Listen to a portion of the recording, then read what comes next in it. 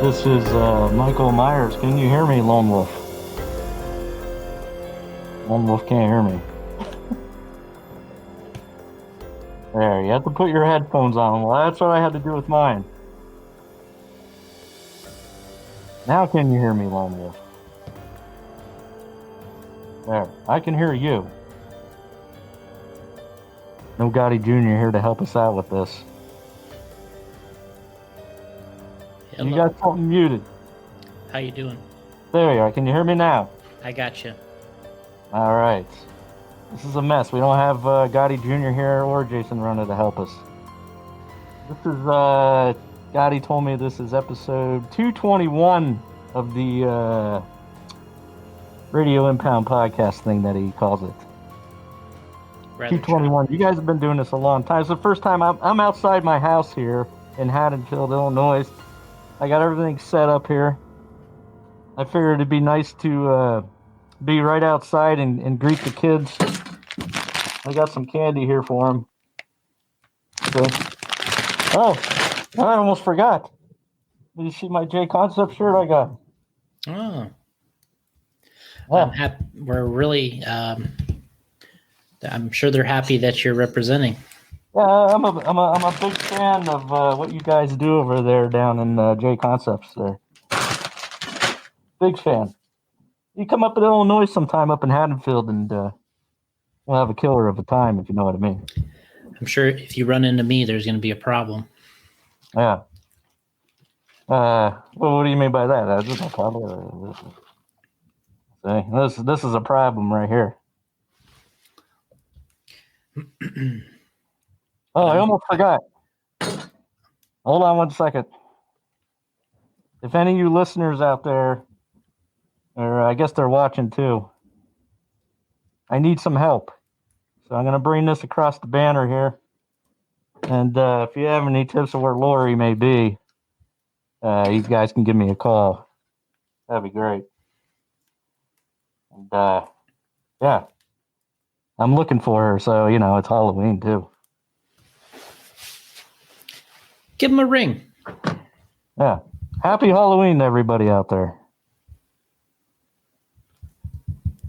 We would think you'd normally be busy. Well, you know, I got some time to kill. Get it? Not bad. Yeah, I got some time to kill. Trick-or-treaters are going to be going around from 6 to 8 here. And then I'm going to go out there and I'm going to, you know, try and find Lori. You know what I mean? Gotcha. Yeah. So, hey, isn't Lone Wolf supposed to have a cowboy hat or something? It's right here.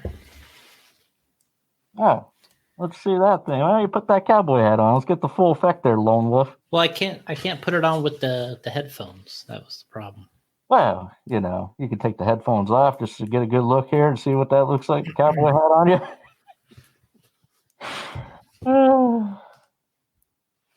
Yeah, so if anybody out there has any information on where Lori is, you can call into the show here. Any tips and, yeah, call in the show. We'll talk about it. Or if you have any suggestions to anybody else I might kill on this night, that'd be good too. Got to be within the Illinois area, though. Because I don't got a lot of time to travel. So there it was, Lone Wolf McQuade. McJade. Isn't that what it is, actually? It's Lone Wolf McQuade. McQuade. Oh, McQuade. Okay. Oh, Jade. You put Jade because, yeah, because of Jason. Oh, okay. All right. Well, how's everybody doing out there on Halloween night? This is my favorite time of the year. It is, huh? Yeah, I enjoy it. I really appreciated Gotti letting me host the show tonight. That was really nice. And me and Gotti go way back, way back. I figured it would be a killer time. I see what you did there. I like that. Yeah. So Lone Wolf, tell me, what have you been doing? You hunting criminals now? What's Lone Wolf do, actually? We're a Texas Ranger. Oh, Texas Ranger. So you're down in Texas right now? We make busts. Oh. We bust people. Texas Ranger. You don't mess with a Texas Ranger. Wow. I'll have to remember that next time I'm down in Texas, not to cause any trouble. You know what I mean? I mean, I know what you mean.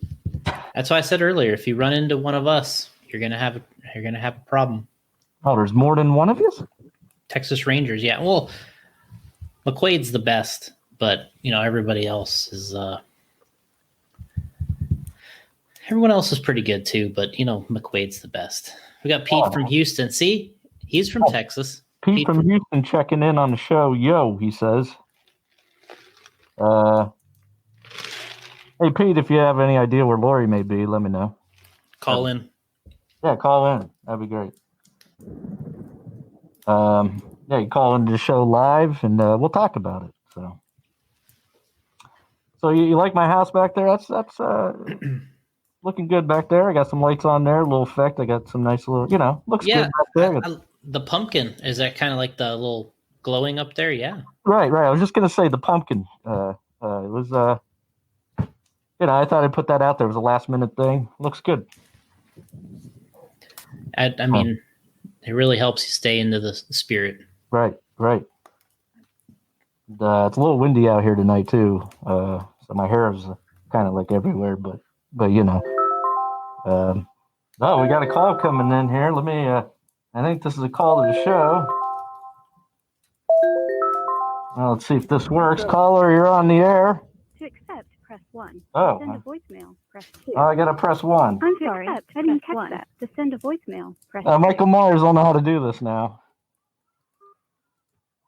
Hello, caller, you're on the air. What's up there, Michael Myers and Lone Wolf McQuade? Oh, see that? I told you it was a Lone Wolf McQuade. Yeah. All right. Who's calling here, caller? It's Pete Phillips. How you doing, guys? Pete Phillips. It's Pete from Houston. Yep. Hey, Pete, you don't mess with a Texas Ranger, do you? Let me turn Pete up. No, I don't mess with any Texas Rangers. Oh, you think they're tough? Who do you think's tougher, a Texas Ranger or me, Michael Myers? Well, I've never run into you. I've run into Texas Rangers, so I'm just going to go with what I know. Ah, see that? He's run into Texas Rangers already. Lone Wolf. You ever up in the Anyway, Illinois area, Pete? I used to live up there. Go through Crystal Lake all the time. Really didn't bother me. Crystal Lake. Oh, my good friend Jason. He is out there in the Crystal Lake area. Yep.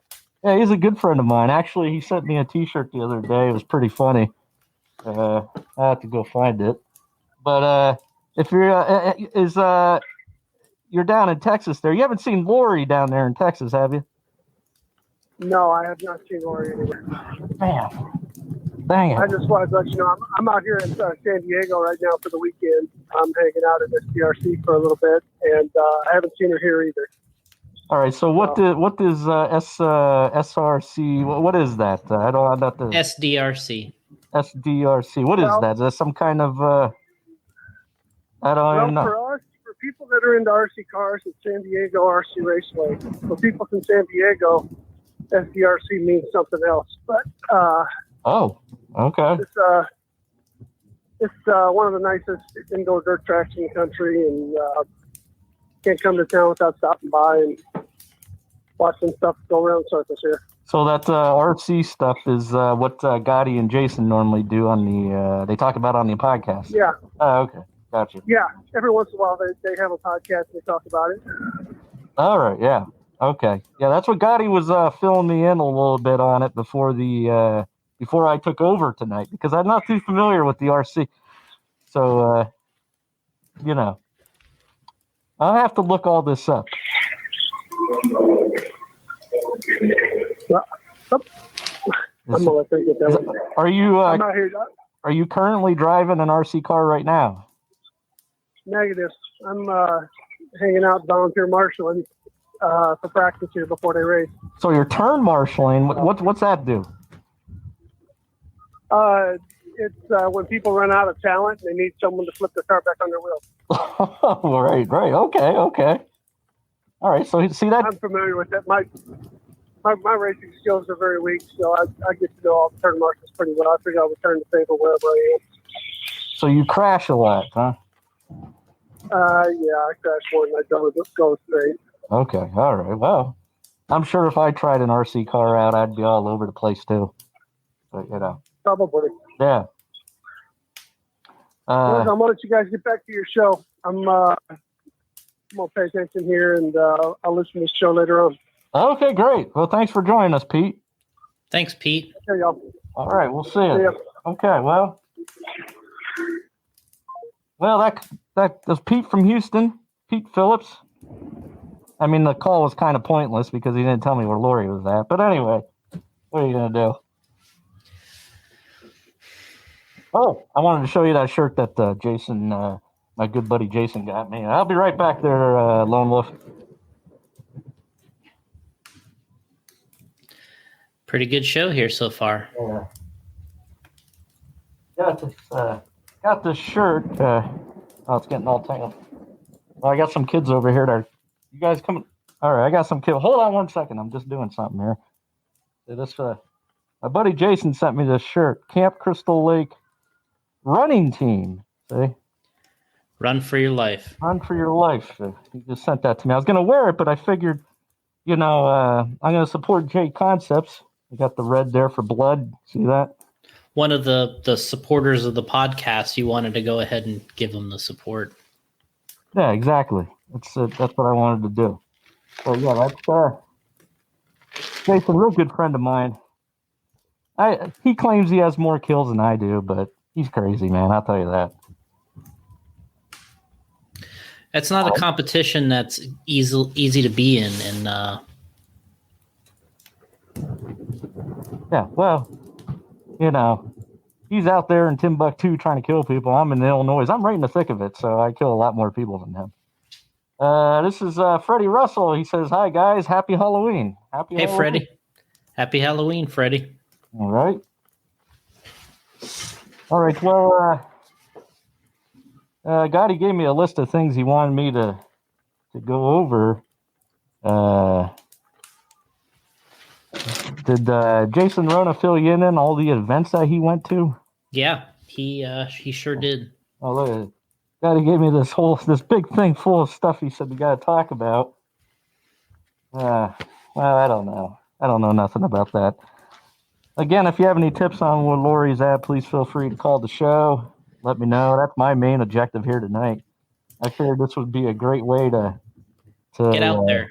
Get out the word, I figured, on Gotti's podcast, even though there's only like 10 listeners. Actually, he said 9 because his gram died last year. I had nothing to do with that, by the way. You're not claiming that? No, I didn't. It was just old age. But, yeah. So here we are. Episode something. I forget what Gotti said. 221. 221.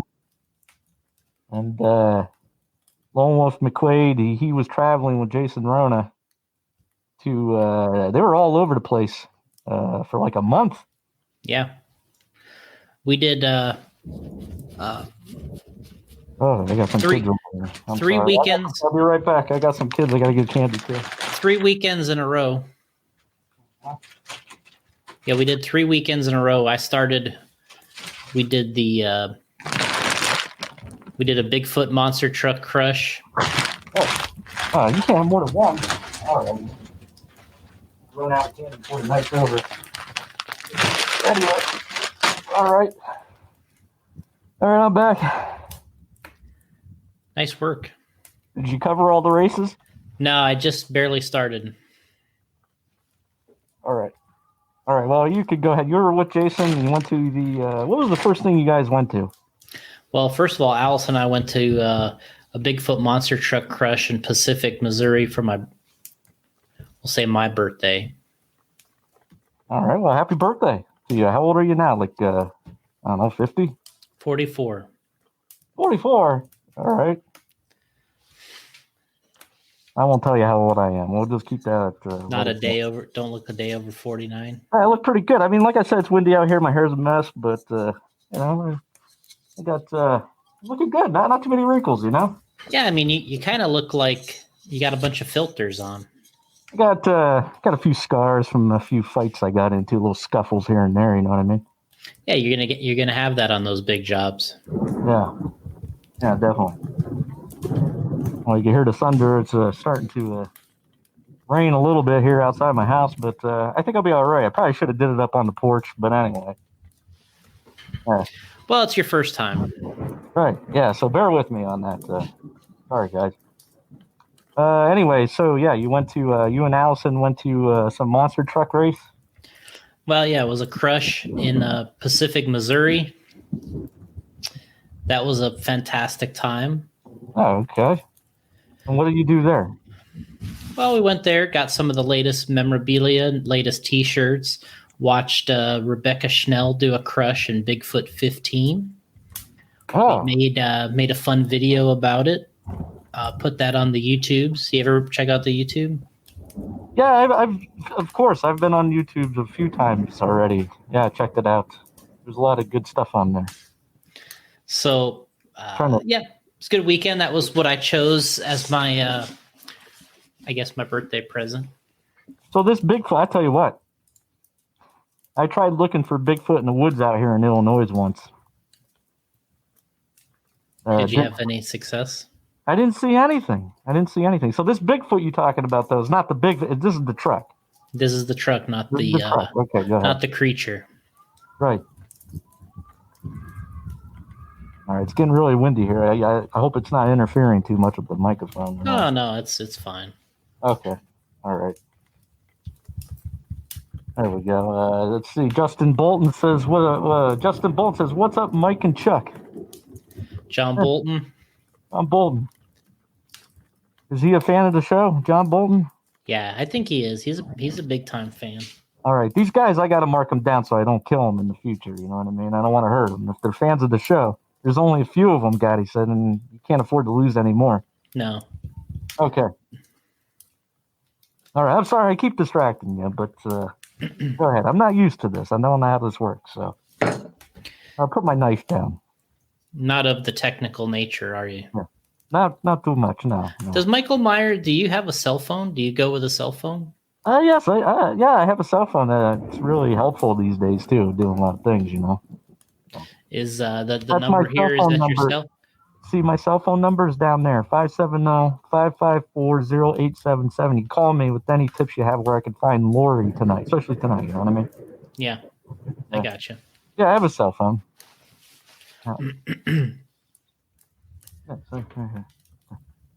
Okay. Which brand did you go with? Well, I went with whatever Gotti gets, because Gotti, I always talk to him. And Gotti was saying I needed to get the Note 9 back. This is it's been 2 years now since I had this. I'm due for an upgrade. You're going to upgrade the plan? Yeah, right. I'm going to go to Verizon, and I'm going to get it all upgraded and stuff. And, you know, I'm going to probably stick with the Samsung Note line because I like them. Whatever Gotti gets, that's what I get because he obviously knows technology. So. He's a good researcher on the YouTubes, too. That's exactly it. Yep, absolutely. Anytime I need some killing tips or anything, he's always there to provide them. But I hope I come through okay with my mask on here on the podcast, but I can't take the mask off. That's just the way it is. I'm sorry, guys. So the Note has a pen. See, I like this. See it there? Yeah, I see it. Well, not only can you use it you can kill people with this thing too. I've done it already. I've already, stabbed them in the eye or something or in the neck, stuff like that. So it's like a weapon for me. And this is what Gotti was saying. He's like, look, this thing has this phone. You can hide it right in here. See? And the cops never know. They don't even know. I've been pulled over a few times because they're trying to look for a murder weapon. They couldn't find it. There it was right here. Actually, I shouldn't be doing this on the air in case they're watching. You're giving away a lot of secrets here. I'm sure I'll give you guys some tips. I mean, you're fans of the show. You're not going to throw me under the bus or nothing. You know what I mean? I may throw you under the bus, but,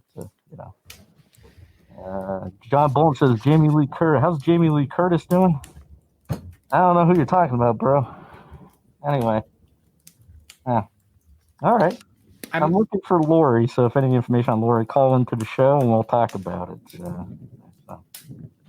All right, so you're asking about my cell phone. What else you got?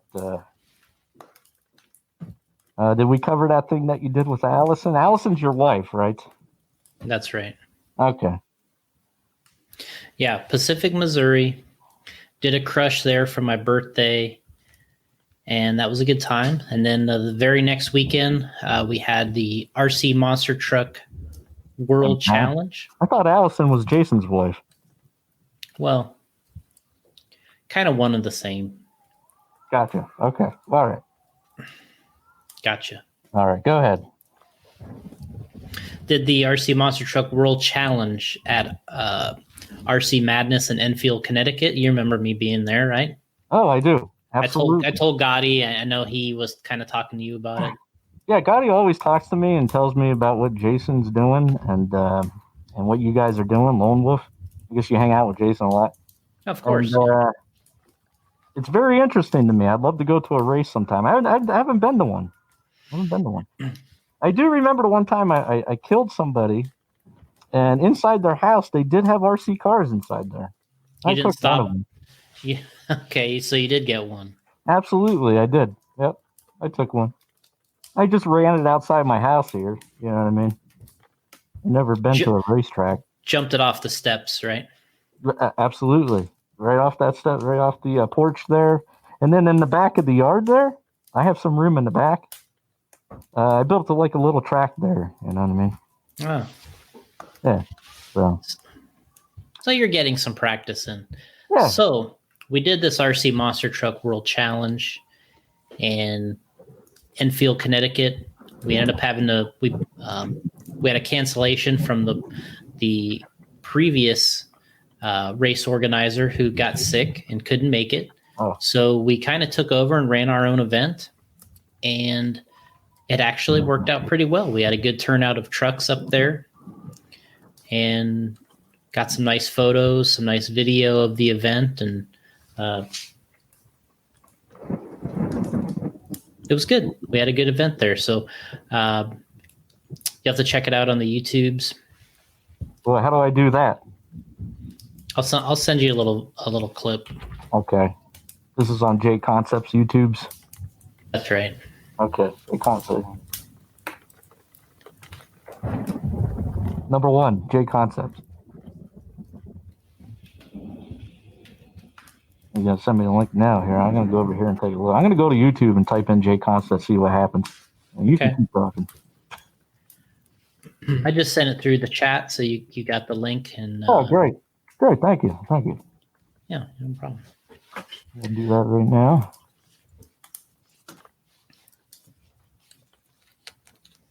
All right. Will you be able to throw that up in the background for us? How are we going to do that? I don't know. I thought Gotti told us we could put the video up in the back. I'll have to figure that out. Hold on. Let me find the link. Where'd you send the link to? In the right in the StreamYard chat. I think you guys sent it. Oh, you sent it to me in the Facebook chat there that we're in.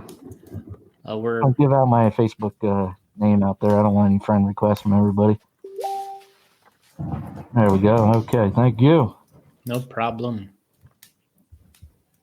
All right, let's see how this works here. And just bear with me. I'm not very technically advanced here. Oh, I gotta move that over here. There's the audio. Okay, we got the audio up. Let me check this out. Let me look at my instructions that Gotti gave me on how to do stuff like this. Hold on one sec. I get my book out. He wrote a whole thing down for me. How to do this, what's this thing called? Stream something. StreamYard. Mm-hmm.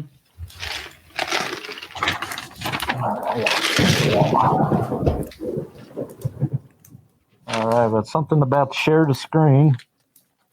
That the weather's sounding a little bit sketchy in the background. It is. That's a big concern with me. This equipment here I had set up.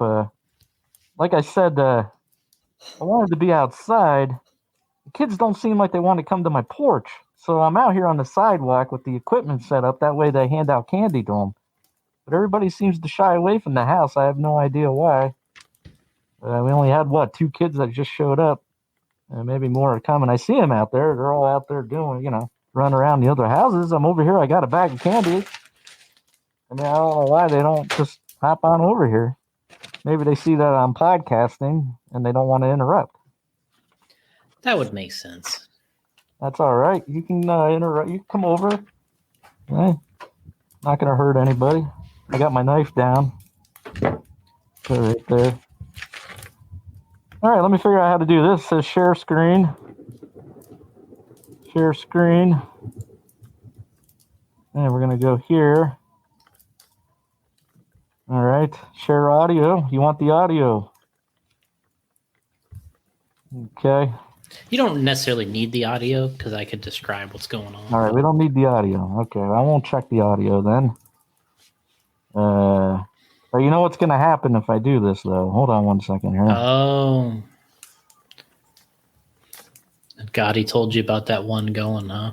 Yeah, he said something about when you share a screen, it makes the other person disappear for a while. And he said he contacted StreamYard, and I got back to him, and he said you're supposed to go in incognito mode to fix that, but I didn't go in incognito mode. I forgot. It's right here on one of the tips, and I didn't do it.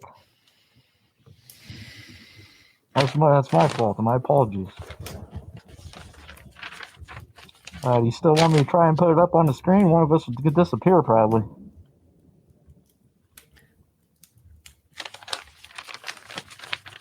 Can you still hear me, Lone Wolf McQuade? I got you. So, so tell me about the race. I really don't want to mess things up here.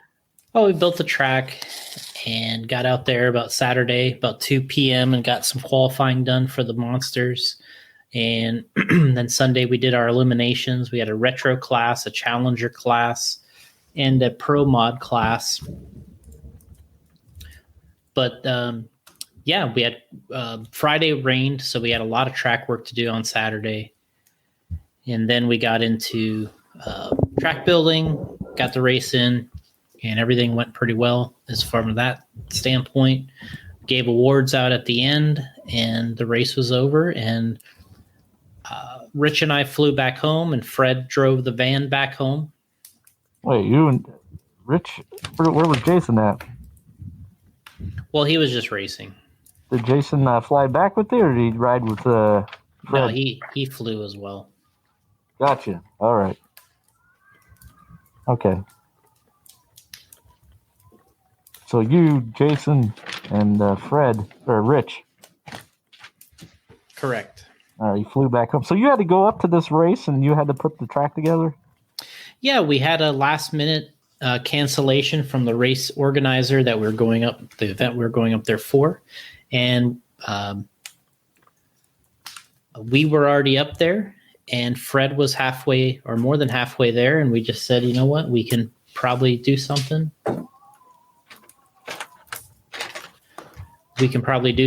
And we went ahead and ran a race. We came up with the race logo. We came up with the track layout.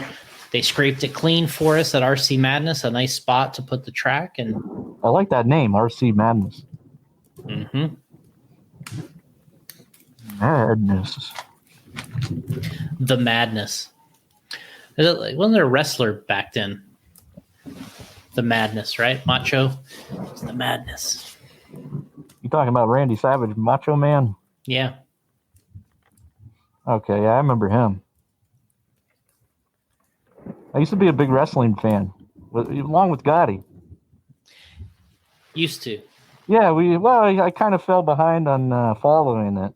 Gotti keeps me informed of what's going on, but haven't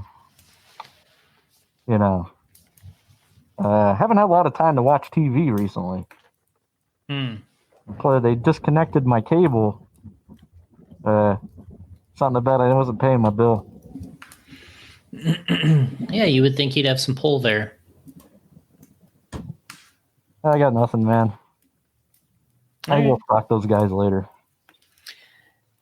Yeah, you'll deal with them separately. Yeah, Gotti gives me his WWE Network account though, so I get to see some of the stuff. Oh, good. Yeah. Good. So, got that event in. All Then right. the very next weekend, we went to Minnesota. You ever been to Minnesota? No, never been there actually. Okay. Is it pretty nice there? It was nice where we were. And it wasn't cold because I heard Minnesota Well, can be pretty cold. it was really cold. I mean, besides that, we were. It was 18 degrees. I hate when I go. Yeah, I have to go do some killing, and it's very cold out. Hate it. Yeah. Well, you want to do it in a comfortable environment. Yeah, exactly. So that was our J Concepts NCTS race, the Midwest Carpet Nationals. The first time we had it was last year at that location. Then we moved. We made it to this year, 2020. It's really the only carpet event we were able to run all year. Okay. Because of the COVIDs. Right. That's A good thing for you is you don't have to adjust to a mask. You always have a mask. So. Always. I've always worn. I'm not anti-mask. These people are like, "Hey, what's the problem? I've been wearing a mask forever." Mm-hmm. Yeah. So I'm good. You know what I mean? A little ahead of the game there. Exactly. So, Minnesota got up there, Thunder Road RC Raceway. Great. I mean, this facility is, it's amazing. It's to die for. I like it. To die for. Right. Go ahead. Tell me more. Now you caught my interest. Go ahead. One of the best ones that we go to for the year. So they got a hobby town in the front, Thunder Road RC, the track in the back. Super nice. Great carpet track. We had a good turnout, right around 200 entries. Oh. A lot of people. That's good. So good race. I raced myself. So I raced monster trucks in Connecticut and then 10 scale buggy on carpet up in Minnesota. So well, how'd you do, Lone Wolf? I got third in one of the classes and eighth in the other. Oh, wow. That's the eighth place isn't great, but the third, that's pretty good. Not bad. Yeah, not bad. Not bad for an old wolf. Yeah, exactly. That's what I was thinking. Yeah.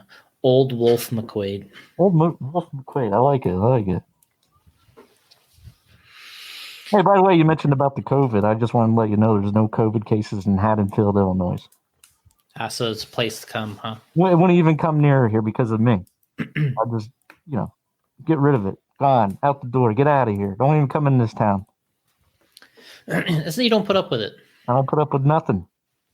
There's no crime here besides what I do. And then, like I said, no COVID. No COVID cases at all. You can look it up online. There's nothing. On the Google. Yeah, but you can look it up. Anyway. So third and eighth. The third place you got up in RC Madness. No, at the NCTS in right. Okay. In Minnesota. You get something for third place? Got a plaque. Oh, great. That's good. I like it. Yeah. Got a couple wins. Or got a win. Concepts team? No, at the event we did in Connecticut, I got a win there in the pro mod class. I got a second there. I got a TQ in the second in the other class. So we pulled some stuff down. We were kind of nice racing well there for all the teams. Okay. J Concepts team. Mm-hmm. How'd the J Concepts tires work? Pretty good. They were killer. I like it. I like this Lone Wolf McQuade guy. I have to come down to Texas sometime and hang out with you. Hey, if you come see me in Texas, there's gonna be trouble. I got some kids. Go ahead. You keep talking. I'll be right back. There's gonna be trouble if you come to Texas. All right, there you go. Thanks a lot. Thanks for showing up, guys. Appreciate it. Tell everybody else I still got some candy left. All right, where was I? third place and eighth. Good job, Jason, or Lone Wolf, or whatever your name is. Thank you. Yeah. Okay, so that was Minnesota. Mm-hmm. So yeah, that was the third travel weekend in a row. And yeah, it's been busy. We've been busy at the shop, releasing new products. So down in J Concepts, you got a lot of new stuff coming out for the guys that are racing RC cars. We got tons, yeah. What do we got new coming out? Anything exciting? Bodies, wheels, accessories. Any apparel? No apparel yet.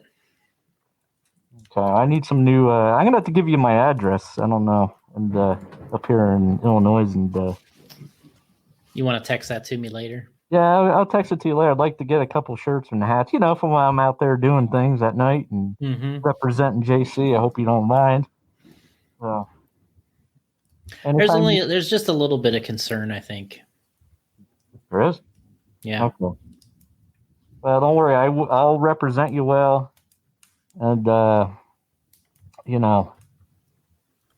spread the good word about J Concepts. Your reputation precedes you. Right. Yeah.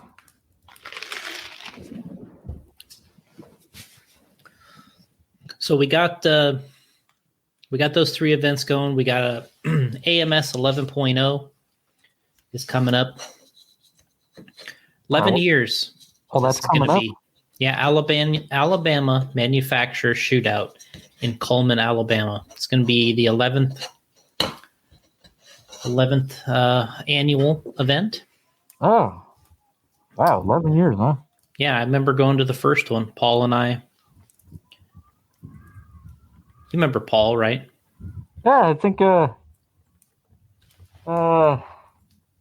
heard of Paul on the interwebs. He's a good J Concept employee, I think, or something. Paul. What's his name? P Dub. Yeah. P Dub, they call him. Yep, I don't know his last name, but anyway. You got it. Right. Paul Lemieux? No. I know Paul Lemieux. He's up in this territory. Yeah. Paul's a good guy. Maybe he's seen Lori. But that's why I'm hoping maybe he sees the show and he could call me on that phone number. If you're watching, you can call that phone number and call into the show here, and we'll talk about if you've seen Lori or not. Yeah, if you want to talk about RC, you can talk about that too, because Lone Wolf knows a lot about that. Anyway, yeah. So Paul Dub. What's his last name?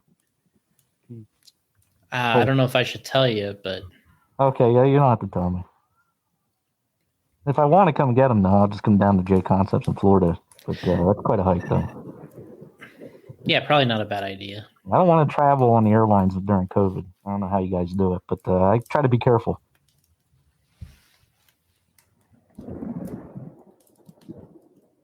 All right, so you and Paul, where'd you guys go?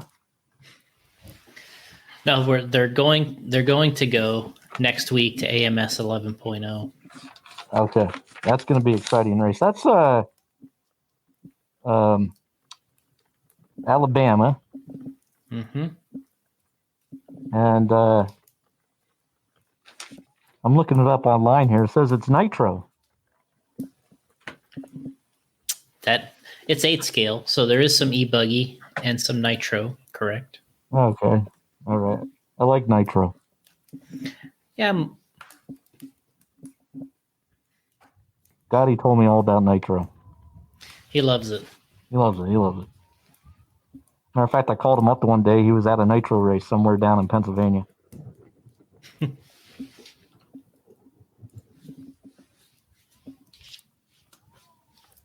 Finally found out what this noise was in my office. What is it? I keep thinking that the door's opening and it's my button. my button goes by something here now. You got to be careful with those things. That can give your location away if somebody's trying to, stalk you or kill you or something and you're hiding. I tell you, I don't know how many times I ran across somebody that was hiding on me and something like simple as that gave away their location. Yeah, you're able to figure it out pretty quickly from there. Right. Sure was. Okay. Now, if you're just tuning in, again, I'm Michael Myers up here in Haddonfield, Illinois. That's Lone Wolf McQuade, and we're talking a little bit of Halloween, but mostly RC car racing. Gotti gave me a rundown of what I'm supposed to do and what I'm not supposed to do. He doesn't want me to get off script too much, but I never did this stuff before. And I never been to an RC race, so it's pretty interesting listening to Lone Wolf tell me about it. So, Yeah, I'll be able to check out those videos later. I will do that. I'd not too familiar with share screening, so maybe if Gotti was here, it'd be a little bit better. Yeah, it makes sense. Right. All right. This is the Halloween episode. I got the. It's going well. Well, I was a little nervous about doing it, but here I am. I don't understand what's going on with your hair. Oh, it's windy out here. I mean, I tried to bring it down. See, and then the wind, you can hear the wind in the background, and it just blows it everywhere. Okay, I got you. We could just leave it like this. See, look at that. It's full. It looks good. You like it? Yeah. All right. Everybody's tuning in for this. Yeah. Well, there you go. I got to slick back a little bit. I look like Pat Riley. Remember him? Yeah. Riley? Oh, yeah. Coach of the Lakers. Yeah. Oh, man, I used to love Pat Riley. Yeah. Is he still around? He's around. Good. He's with the Lakers still, head coaching? No. He's down the Miami Heat now. Oh, all right. He's a big wig down there. Okay. Part owner. Oh, well, that's good to hear. Yeah, well, I sort of look like him, so, Keep it slicked back. I think it's good. Yeah. Well, there's nothing wrong with my camera. I don't know if it, that's all right, I guess. All right. Again, I'm outside, so bear with me, guys. So, AMS 11.0, that's coming up next week. And then the week after that, I'm going to be in Kansas City. I'm flying into Kansas City and then going over to Blue Springs, Missouri. You probably didn't watch the show. I don't know if Gotti told you we had Chuck on from Fastlane. Oh, no, you know what? Actually, I did check that out. Yep. So we're heading over there for a big event there. And I'll be over there representing that. And then the weekend after that, in Florida, we're having the Florida Carpet Championships at Beachline. So we got three big events coming up in a row, and it's been sort of a backloaded season here for RC races. Now Beachline I heard of. That's a very popular RC track, right? Yeah, Cocoa over close to the beach in Cocoa might be a good place for you to visit. Man, that sounds nice. So it's over there by Cocoa Beach, huh? Mm-hmm. I was there years ago for spring break. A long time ago. Good times. So if I go to this track, Beachline RC, I could just go right over to the beach? It's close. It was about 20 minutes away. So you could spend a few minutes at the RC track and then head right over to the beach. Man, that sounds like a lot of fun. Could stalk some chicks over there, I guess, I would imagine. Yeah, you could. Nice. Okay, so Beachline RC. I wonder if they would let me race if I went. I think so. You could do like a rental. I think they have car rentals out there. You could rent something. Probably give you a good deal. Wow. Jeez. Give you maybe half off. I like that. Half off, get it? Half off.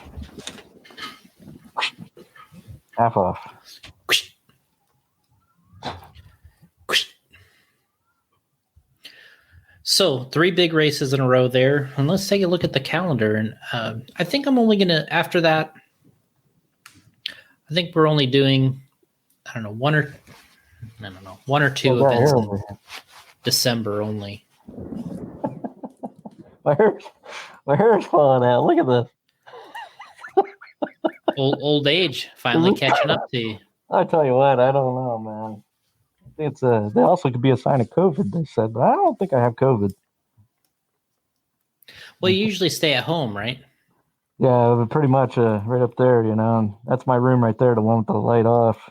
Okay. I don't like a lot of light, but I had to put that light on over there, just for the ambiance here at the show. Ambiance. Yeah. And again, I'm looking out over there, and I see all the kids avoiding my house. I only had a few kids that showed up, but I told them, hey, bring more kids. I got a lot of candy. Well, what I notice is when they do come, you're loading them up pretty well on candy. Yeah, I mean, I got a whole bag here I got to give away. So, what's your favorite candy? Oh man, what's not to like about a lot of them? Yeah, that's true. Yeah. I like, honestly, if you're gonna get the hard candies like Nerds, I like those. Nerds, yes. Love Those the are nerds. good. Those are good. If you're gonna get into the chocolates, Reese's are good. Snickers, the peanut butter cups, Kit Kats. Kirby would like that. Oh, now who's Kirby? He's one of Gotti's other friends. Oh, okay, all right. He probably mentioned him. Now that you mentioned it, I think I've Kirby. Yes, Kirby. I forget his last name, but anyway, doesn't matter. Yeah, it's really not all that important. Yeah. Yeah, I like Butterfingers. That's one of my favorite chocolate candies. Yeah. You know what? All this talking about candy, I might actually stop on the way home and get a couple things. Oh. I honestly don't have any at the house. You don't? No. Oh, all right. You're not handing out candy for Halloween tonight, huh? Well, of course you're doing the show, so I guess you can't. So we got Butterfingers. Like you said, hard candy Nerds is good. Jolly Ranchers, that's another one of my favorites. Jolly Ranchers. Apple Jolly Rancher. Apple Jolly Ranchers. Yeah, apple. It comes with a bunch of cherry, watermelon. But apple's like one of my favorites in there. And you ever get the Jolly Rancher sticks? They have these sticks. They're like that long. And it's just one flavor Jolly Rancher. Jolly Rancher, huh? Yeah, it's really good. You got to give it a try. You go to the store and pick some up. Yeah. I think I got those. So, but this bag here that I got, it has a mixture of everything. See, got a bunch of stuff. You got Twix in there. Oh, I forgot about Twix. Twix and M&Ms. I love those. Yep. Milky Way. A lot of good stuff. Yeah, I mean, it's like Milky Way. It's like, I could take it or leave it on the Milky Way. That's the total last resort. Total last resort. Okay, well, I like this guy that's on the bag. See that guy? He's pretty scary looking right there. Look at him. Let's see. Yeah. Oh, yeah. Got the fangs going there. Yeah. Favorite time of the year. I'm sorry I got you all distracted and all discombobulated or whatever. Mm-hmm. They're talking about RC. You and Paul Lynn are going to Beachline RC to do some racing.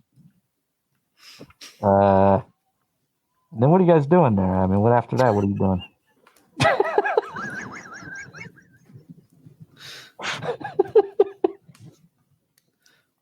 What are you laughing at, man? I'm trying my best here. Give me a break.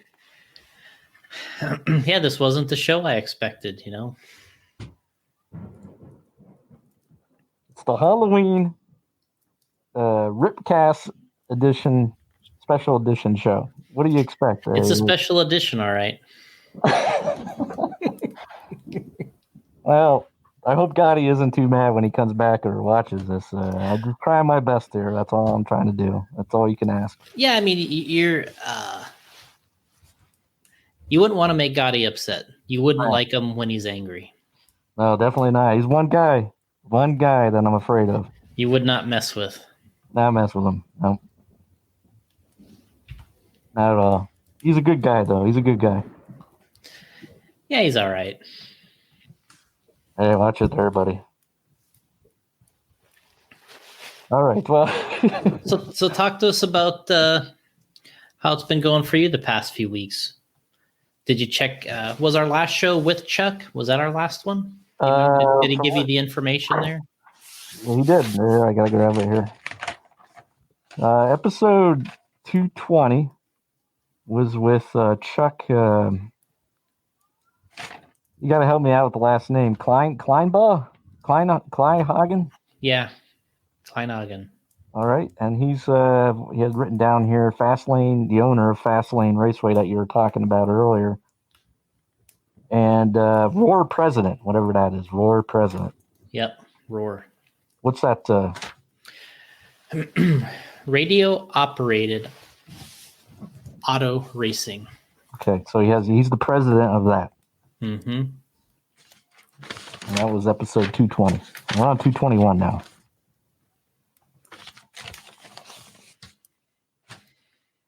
I did listen to the episode. I liked it. I enjoyed it. Yeah, that was and we're going to an event at his track. That's a couple weeks away too. We went over that. That's a travel race for me to Kansas City, fly into Kansas City, and then head over there to Blue Springs. Yeah, okay. I saw pictures of the track on the show when he had the show. I see we got 4 people watching. So there's more than 4 watching right now that I could tell. Oh, okay. 7. 7. Okay. Patty said there's about 9 listeners, as I mentioned earlier. So we almost have them all on.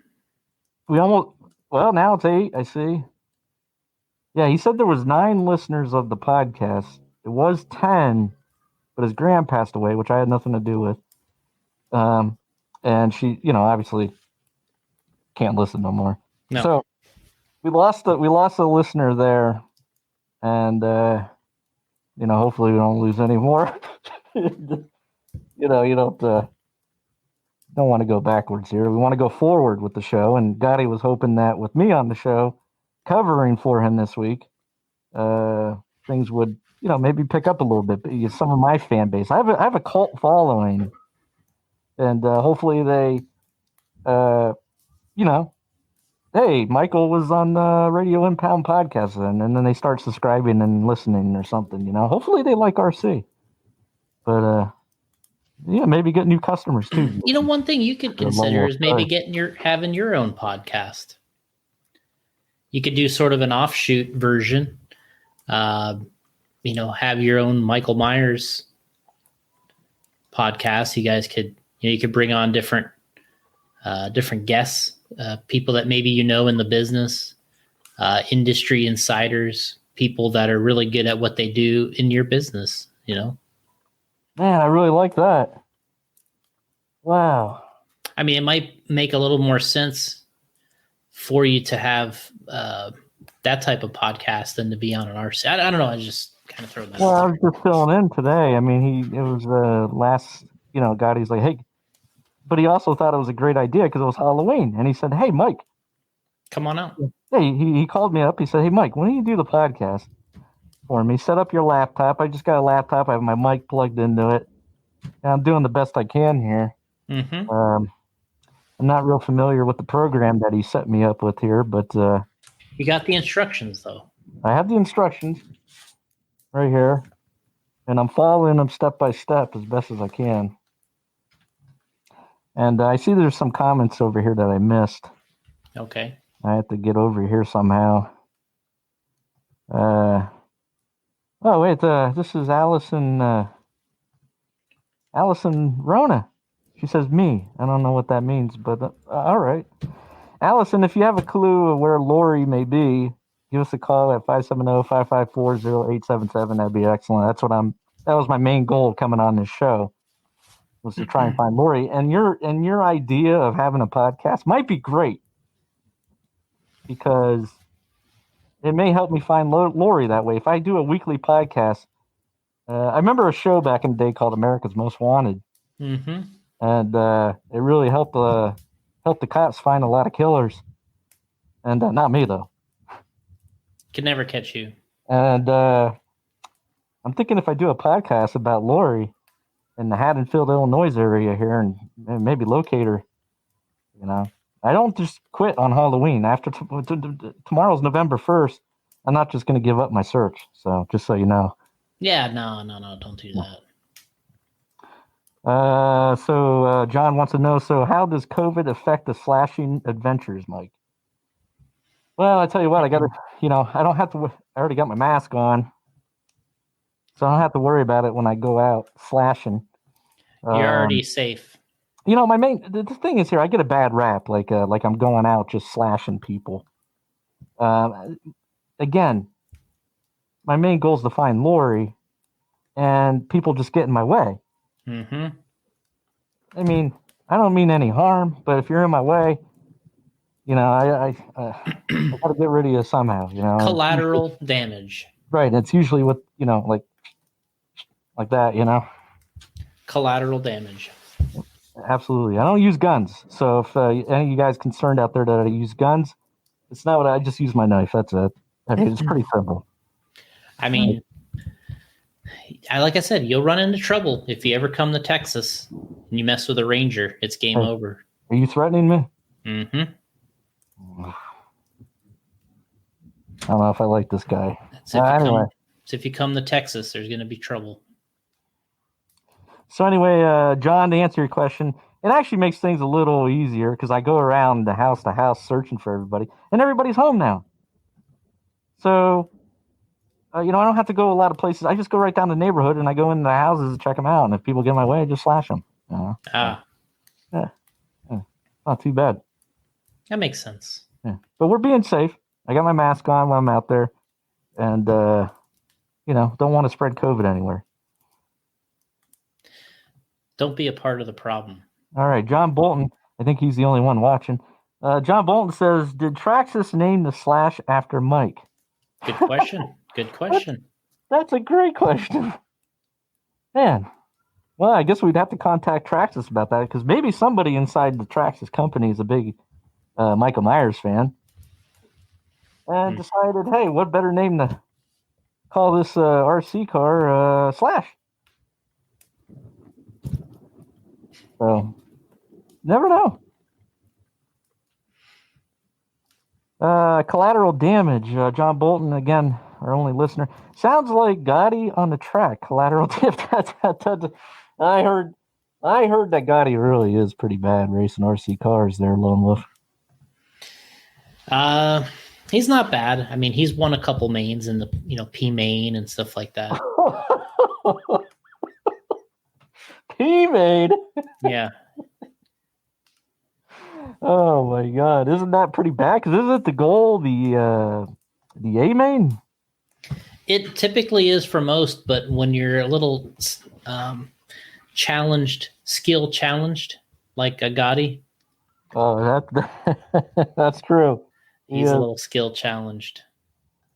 He is. Well, yeah, that's so the goal is the A main, and oh boy, I think it's starting to rain. I gotta cover up this laptop up a little bit here, make sure it don't get wet. I'm sorry about that. Go ahead and do what you got to do. So, so P main. Well, what are you gonna do, Gotti's Gotti. That's what he's gonna do. He's gonna do Gotti things. So, yep. Yeah. All right. Well, John, we won't tell him you said that. Hopefully, he's not watching. And John, he's not the one to really be concerned about. I mean, if you insult Gotti, yeah, that's okay. Hey, John, if you know where Lori's at, please give us a call. We'll put you on the air and we'll talk about it. Mm-hmm. It looks like John's a Trump fan. I see he has a Trump thing on his Facebook profile there. Yeah, he's riding that Trump train. Yeah, the red Red Nation, I think they call themselves. I like the color red, if you know what I mean. Yeah, I can see how that would tie in. There's a J Concept shirt. I got the red there for the blood. That's why you made that shirt. This is the Halloween edition J Concept shirt, isn't it? We're still a little unsure if we like that you're out there representing, to be honest. Oh, wow, that's not a nice thing to say.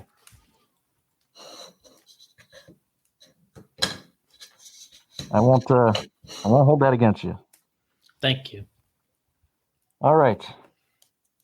So yeah, he's a Trump fan. I see John Bolton is. So that's we'll see what happens. Well, let's see. John says, "Yep, Biden will close it down."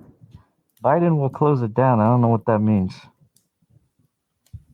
Biden will close it down. Well, hey, if you need any help with Biden there, Bolton, just let me know. If he's up in this Illinois area, look out.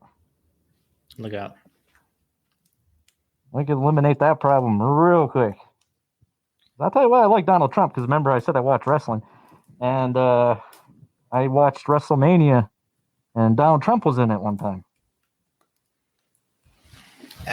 That's a good reason. I mean, he knocked over Vince McMahon, then he shaved Vince McMahon's head because he lost the match. So I like Donald Trump because he likes wrestling, and anybody who likes wrestling is a friend of mine. Like Gotti is. He's a friend of mine because he likes wrestling. I quit watching. And I don't know if Gotti told you the story about when I quit watching. No, he never did. Why did you quit watching? That was when the Ultimate Warrior beat Hogan. Okay. I was out from that point out. John says, shut down businesses is what Biden's about. Businesses. Well, we don't want that to happen. I got my own little business going on here, and I don't need him interfering in it, if you know what I mean. Yeah, I mean, you wouldn't want to screw up your numbers. Absolutely. All right, well, we can't vote for him then, I guess so. I'll tell you who's a good friend of mine, though, that you might want to vote for. Kanye West. Kanye West, man. He's a good friend of mine, actually. Actually, I like his wife more than him. But anyway, that's besides the point. That's a whole nother story. All right, should we get off track here? Because Gotti's really going to kill me when he finds out there was no RC talk in there, and I didn't let you talk about RC.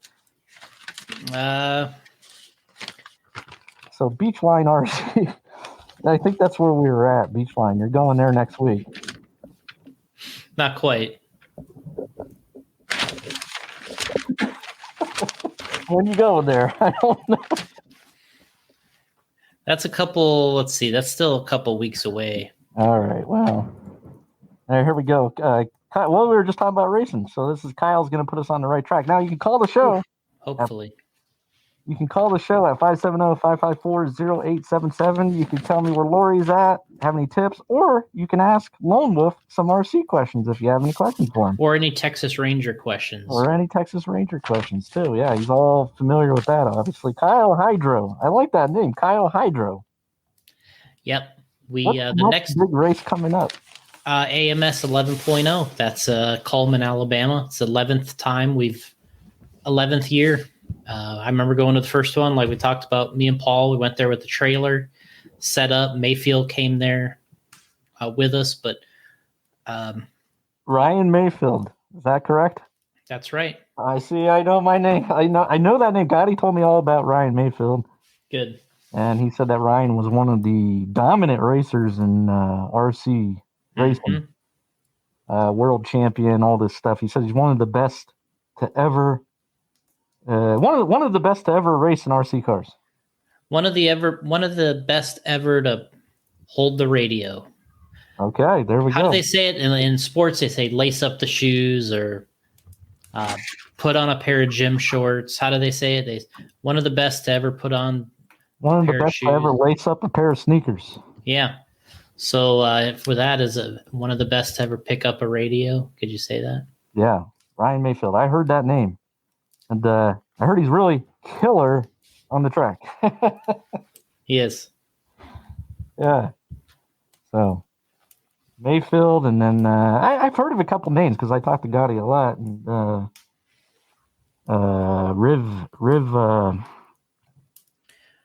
Rivkin. Rivkin. I forget his first name, but anyway, Rivkin. I heard of that name, and then back in Gotti's day, he used to mention about Magic Johnson.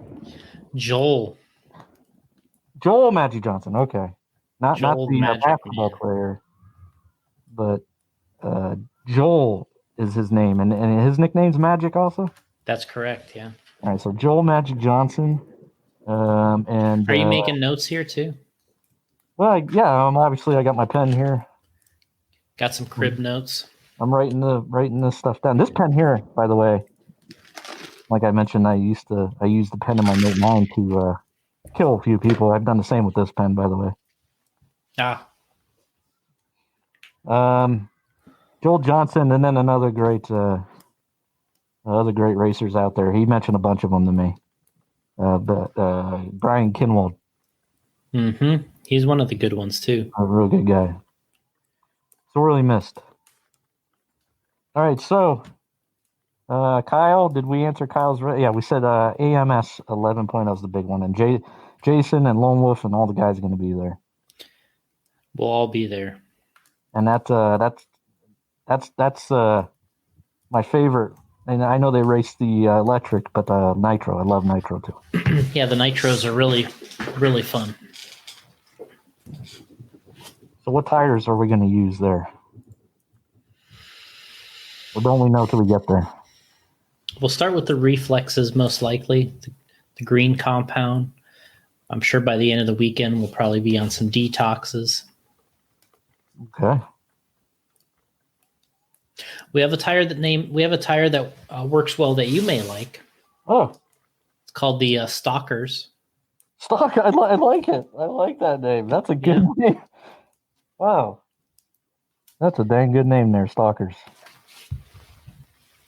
So that's something that would be the tire that you'd probably want to use. I would love that tire. That's the only tire I would ever use. Even if it didn't work, I'd still using Stalkers.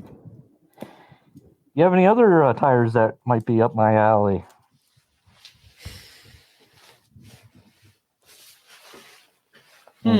Slashers? We don't have a Slashers. Okay. We had a that one will work. Hey, Gotti just texted me. Let me see what he says here. Oh, Gotti wanted to know how the show's going. I don't know. I just hope it's going okay for you guys. I hope everybody enjoys it. Mm-hmm. He wanted me to remind everybody that the show can be seen here, and plus it's all on the podcast apps. You can find it there also. I'm sure I'll be re-listening to this one pretty quickly as soon as it goes up. Oh, well, that's good.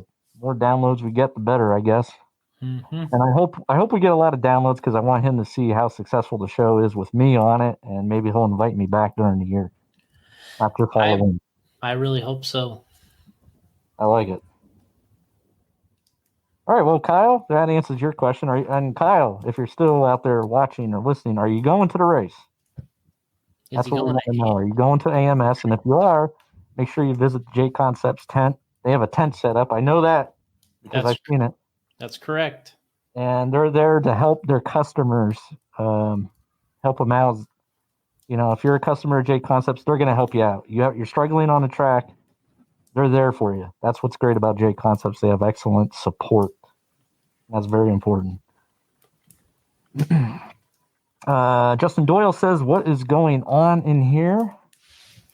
Well, we're glad that he could join us. Right. That's what we're happy about. Well, Justin, we're trying to talk RC. I keep distracting because I get off course a little bit. I have a script here that I'm supposed to follow, but that I've gone off of it. But Justin, if you want to call on the show, you're more than welcome to. You can talk to Lone Wolf, ask him some RC questions. He's very knowledgeable in RC. And if you have any tips on where Lori may be, who I'm looking for tonight, that would help me out tremendously. So don't be afraid to call into the show. Anybody can call into the show. And yeah, give us some tips. And maybe Lone Wolf will give you some RC tips. Please. Let's see here. Okay. We already answered that question. Oh, okay. All right. Yeah. So AMS is the next big race. But I feel like we're missing a bunch of things before AMS, though. Oh, here we go. We got a call coming into the show. Let me try and figure this out. Bear with me as I try to figure this out here.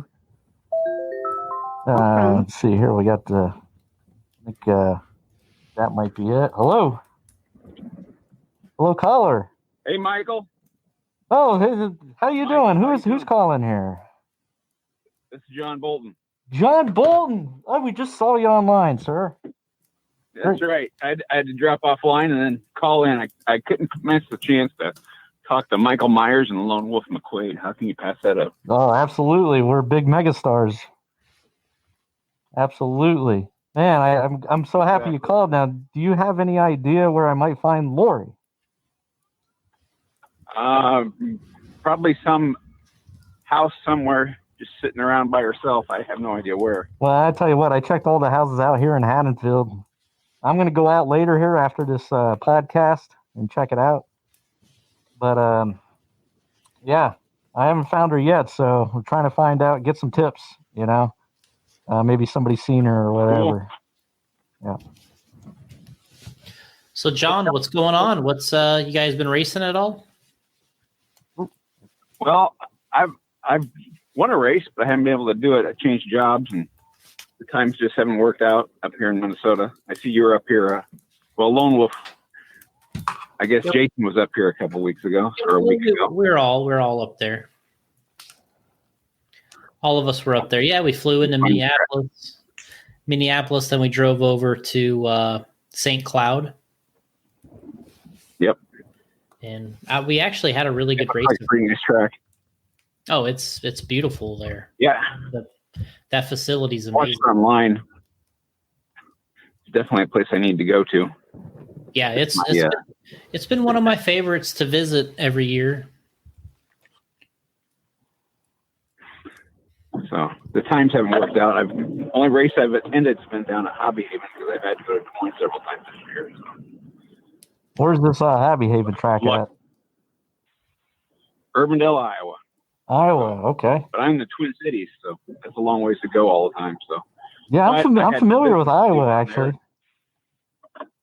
You are, huh? I was down that way a few times looking for somebody. Wasn't Lori? There you go. Yeah. You've traveled the nation, it sounds like. I have. So how far is it from the Twin Cities to Urbandale? It's 235 miles. Okay, so it's about 4 hours-ish. Yeah, 3.5 usually can do it in. So. Okay. Fair enough. Yeah, I mean, that's... Yeah, we did, when we did the Minneapolis over to St. Cloud. What's that, about an hour and 15 minutes up there, something like that. Yep. Yeah, good trip, though. We had a great race. It was cold, 18 degrees that one morning. Wow. Yeah, it was ridiculous. Had snow, early snow this year. Winter's coming, but, I don't. That's a Minnesota thing. I still don't like it. Yeah, I'm up here. We checked into the hotel, and they're like, "Is the highway open?" Sometimes they close it. I'm like, "Yeah, it was open." They're like, "Wow, there's sometimes it'll be closed because they can't get it, plowed or whatever soon enough." I'm just like, "Man, wow." I think it's kind of sits in the way where the wind blows across it, just the right angle closes it down. Yeah, I hate snow. So I can't stand snow. Well, yeah, but you have an advantage right now. Like they have the mask laws up here, and you just kind of fit right in. Now you were mask cool before it was cool, I guess. So. Absolutely. We were talking about that earlier. Yeah, he was an outsider previously, but now he's kind of in fashion. Yeah. Yep. Definitely. Everybody's joined you. I tell you what, though, the one good thing about snow, you know what it is? It's easy to track. What's that? Easy to track. Absolutely. It's easy to track my prey. Well, that's true. Absolutely. That's true. Yep. And to follow the blood trails, it's Lord, easy. I've heard a couple of those things where I know a place where this guy robbed a place. He walked from his house to the little store to rob it, and then walked back home, and they found him because of the fresh snowfall. So he didn't plan that very well. So. Oh man, you gotta do better than that. Beginners. Exactly. Beginners. I know how to maneuver around in the snow and make it look like I went this way when I actually went this way. Pretty easy. Exactly. So you raced up there at St. Cloud, didn't you, Jason? Yeah, I ran 40 plus and 2-wheel mod. It was good. My car worked awesome. Didn't get really the opportunity to run a lot of carpet. The last time I ran carpet was January of this year. So January to last weekend. So do you think, what's your opinion on carpet? I mean, every race has it, every track has its place. I mean, I'll race on anything, but how do you feel the cars hold up to the kind of the added strain of cornering and stuff on carpet? You feel they wear out a little bit more, or? I think some of the things get stretched a little bit. If you run that brass front bulkhead, Paul, that was one of the reasons we made the steel front bulkhead for the car, is because it's a lot more durable than the brass. So we've taken a couple steps to beef up some things that I think has really kind of helped on the carpet, and the cars themselves, I think, are really kind of made for that surface now, more so than any surface. Yeah. They work extremely well on carpet, and I had no complaints about my stuff, and I think it's fun. I like doing it. It's not my favorite. Is still if I can race some outdoor 10 scale, but that's just few and far between the opportunities now to do that.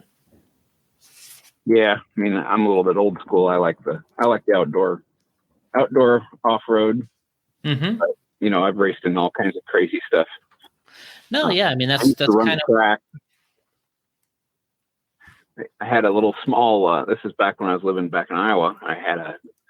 I started a hobby shop, gave it a shot, but I started at the wrong time, right just before the economy crashed. So that was really a great time to start something. And but I had a little small indoor track. Everybody kind of talked me into running it because I did have a building that was available to me. The only problem is I didn't have heat constantly. Oh. So I'd heat it on race day, but I couldn't heat it during the week. Mm-hmm. And you ever raced in frozen dirt before?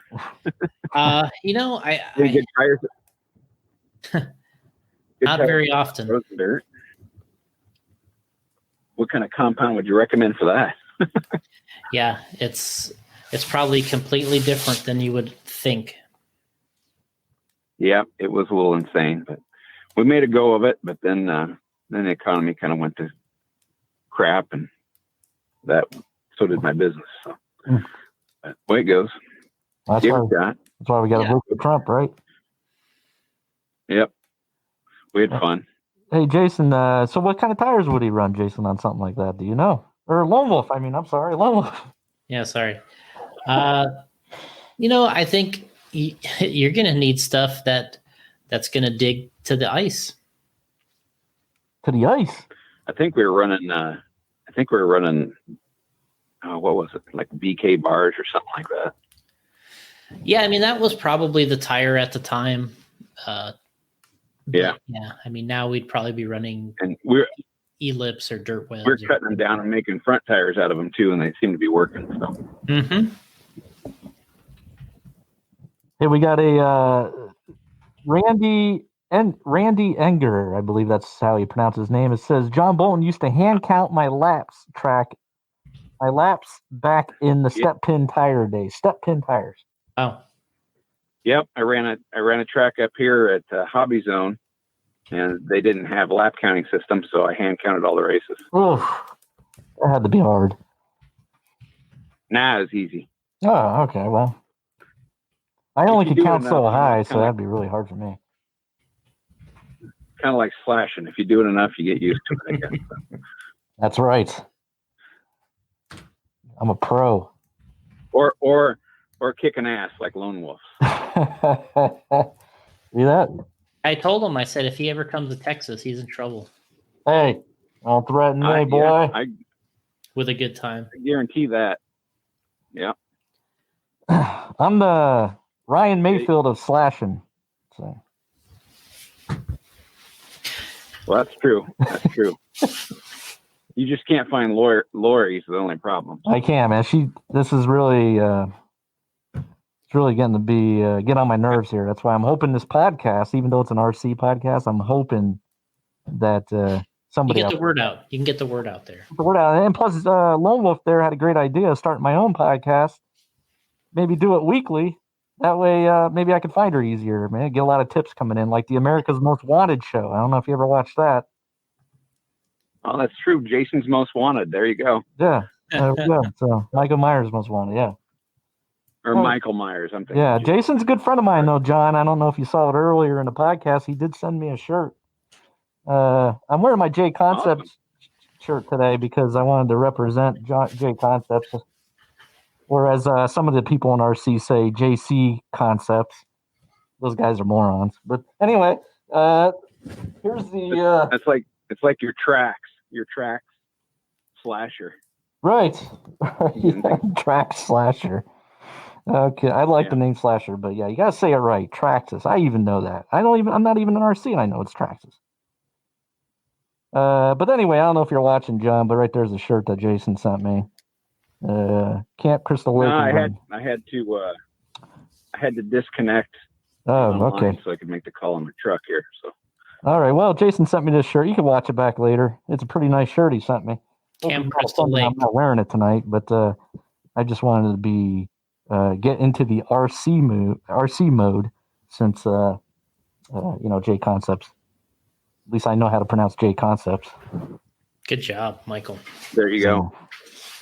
All right. At the races you've been attending, Jason, do you feel have they had any limits on the amount of racers, or do you think or people? I know people seem to be itching to race, but with the limits that are on some of the races, do you think once things open up, it's really going to kind of explode? Every race that I have been to has been well attended. I'm trying to think if any of them have actually limited entries that I've been to. I've heard of a couple limiting entries, but I don't think any of the ones I've been to, I don't think they've actually limited them. Well, that's cool. I know that they're going to run a carpet track here not too far from where I live. They ran last night, but they're limiting it to 35 people. You have to sign up beforehand. Mm-hmm. They're limiting it to 35 people. Now you can run, obviously, if you run 10 classes as one person, you can, but it's actually 35 people. So. Yeah, I know Tacoma RC Raceway is kind of doing a similar thing. When we were going to do our race in Arizona, we had talked about doing a split schedule there, so there was less people in the building at one time.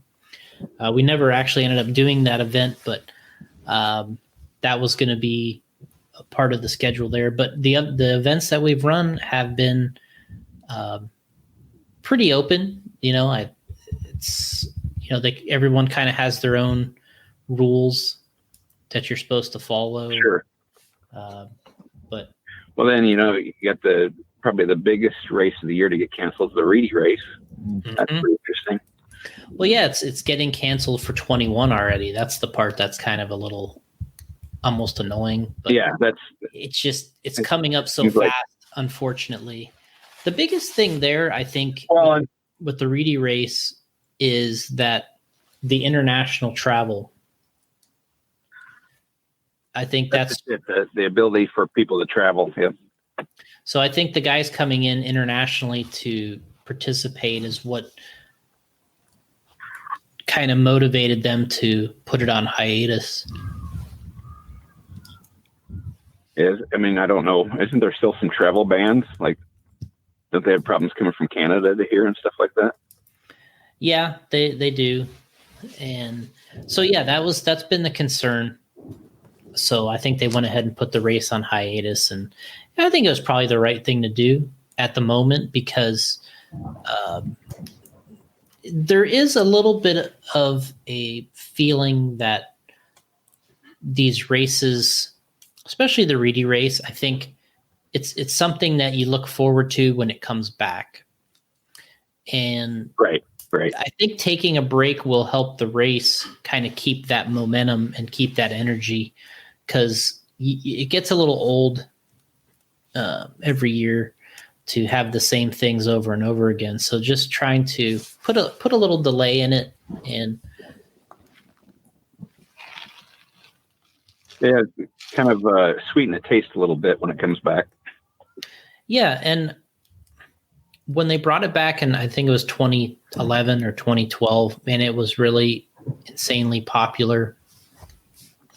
And then now I think it's a good time to take a little bit of a break. Yeah, I mean, if you had to take a break, this would be the time to do it. That's for sure. There's a true reason for it instead of just going, okay, let's just stop for a year. Yeah, absolutely. And and that race is built so much in the past on international entries, and if they can't come in and you can have a legitimate, really good invitational class, then the race is not quite as good. True. So what they do with the Worlds got moved, correct? Yeah, what they did is they pushed everything back a year. So the 8 scale Worlds was actually supposed to be this year in 2020, and the 10 scale Worlds was going to be 21. So what they did is they just moved everything back a year. So now the 8 scale Worlds should be 21 and the electric will be 22. And I'm not sure what they're going to do, if they're going to try to get back on schedule after that or try to have more back-to-back Worlds to maintain the same date or the scheduling formula that they have. But I don't know. We don't know what's going to happen there. And I don't even know, I mean, we're just assuming we're going to be able to run the Worlds in 2021. True. If it's supposed to be in Brazil, they might not even do it. Yep. Well, and people just still might be fearful of traveling, even as. I think that's a big possibility. I think it's a huge possibility that the 8 scale Worlds could get canceled completely, and they'll just move to the next. I don't know. That's just my prediction. I think that's a possibility. Yeah. Well, let's hope it all changes and they come up with something to slow this down and get us back to somewhat normal. Yeah, I don't know what's going to happen. I mean, I know we're doing some races here and there. Going back to what you were originally talking about, these races have been very popular that we've been going to. I mean, they just raced in Myrtle. They raced in Myrtle Beach. They had 300 and almost 40 entries, I believe, or 350. We did our race in Minnesota was 200. The 8 scale races we did previous to that, the Southern Nationals in Louisiana was a sellout. The race in the Mugen Challenge in Pennsylvania, that was a sellout. The PMB, which was in Tennessee, that was 700 entries. People are racing. They're definitely wanting to race. And, yeah. Well, with being kind of being shut up and put away, so to speak, the shutdowns, people are looking for things to do. Yeah. I know in the retail world, I mean, if it had to do with outdoors this year, you sold out of it. Yeah. I mean, the big box stores up here sold out of swimming pools and fishing stuff, and all the equipment. I know, motorcycle shops sold 4-wheelers, ATVs, and watercraft like crazy. It had to do with outdoors because that's what you could do. It sold.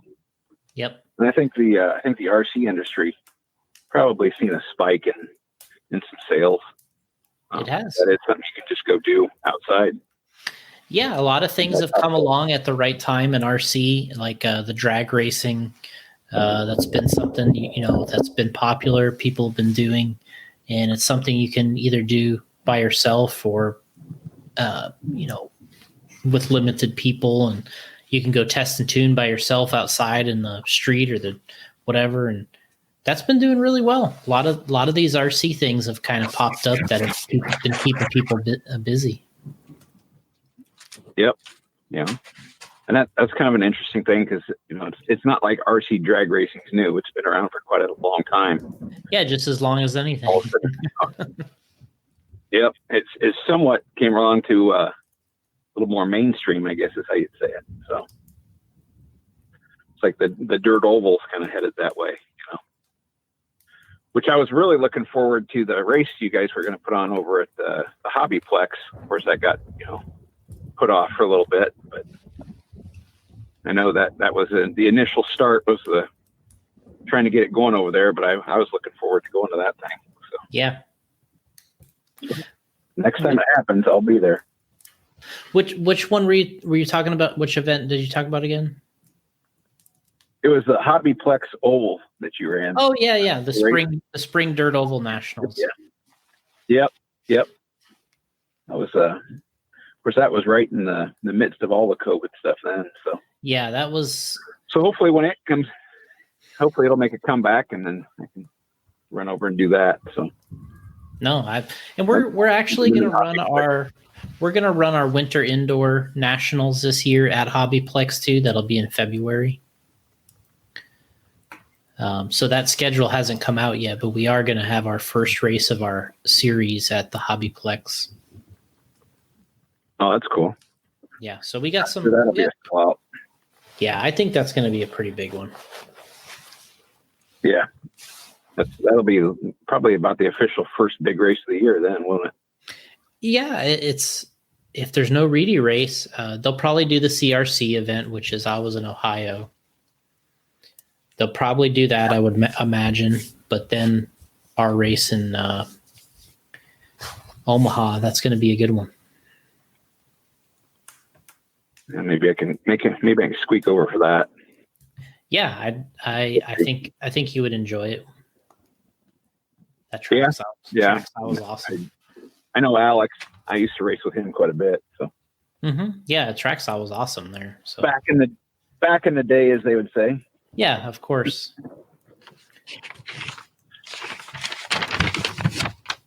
Gotti's going over his paperwork here, trying to. Gotti's not here. I'm going over Gotti's paperwork. Oh, that's right. He's probably on Google Maps trying to map out a search process. For Laurie. Well, I have it all planned out already. What I'm going to do tonight, as soon as I'm done with the podcast. I got a whole area that I'm going scare into. Little kids out of there. Go scare little kids out of their candy. Yeah, well, I've been handing out some. Matter of fact, while you guys were talking, there was a few people waving to me and stuff. They're afraid to come over. I got a bad rap in this town, but I've been handing out some candy. I've been throwing it to them. So. Well, you're safe because you've been masked up for years. So that's what I'm trying to tell them. I mean, there's nothing. Nobody wanted to come in the house onto the porch, so that's why I'm out here outside the house. I set the podcast up out on the sidewalk. That way, there you go. Put myself out there. That way they come over and, not so afraid. I'm a nice guy, really. I'm just after one person. Yeah, but I could see why they'd be afraid of you because you're this just weirdo sitting out on his porch talking to himself. Well, I have a sign out front there that says podcasting in progress. Okay. Yeah, Gotti told me to put that out there. But maybe that's why they're not coming up either, because they don't want to disrupt the show. Good point. That's right.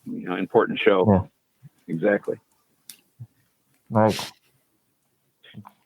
So we're getting towards the end of the year, and everything's kind of changed in the industry. And do you see anybody changing brands or anything coming into the next year? Or you think everybody's going to just settle where they're at?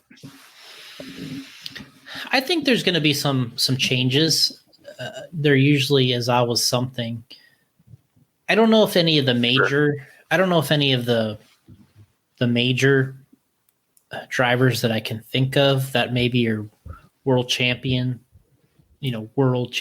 or past world champions are changing. But I think we have some guys that are maybe just under that or below the radar, I guess, that might be switching brands, but I don't know. It seems like kind of a weird time to switch and change sponsors, right. But there's probably going to be some people. Obviously, if a contract is a contract, and if something doesn't get renewed, you look for something else. But yeah, I would.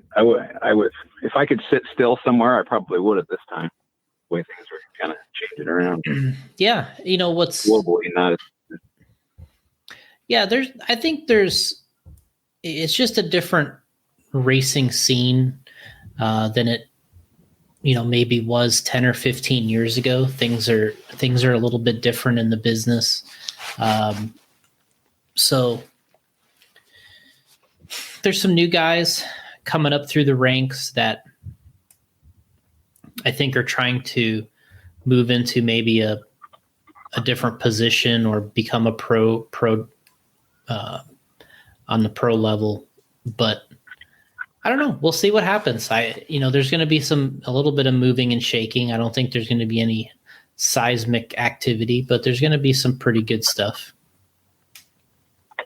Yeah. Speaking of the newcomers, the new up and comers, I was when I lived in Iowa, there was a lot of the kids that are now, Tommy and the Fullers and Nate Sutherland. He's kind of coming up pretty good. It was kind of interesting because I was down there when they all started. Yeah. So, I can remember because Tommy, he used to run practice with my son, and I was working at Hobby Haven at the time, and I can remember him leaving his Charger there about 3 times in a row, having to call up his mom or his grandmother, I think at the time. Did Tommy leave his Charger here? Now to see him, kind of doing what he's doing today is pretty amazing.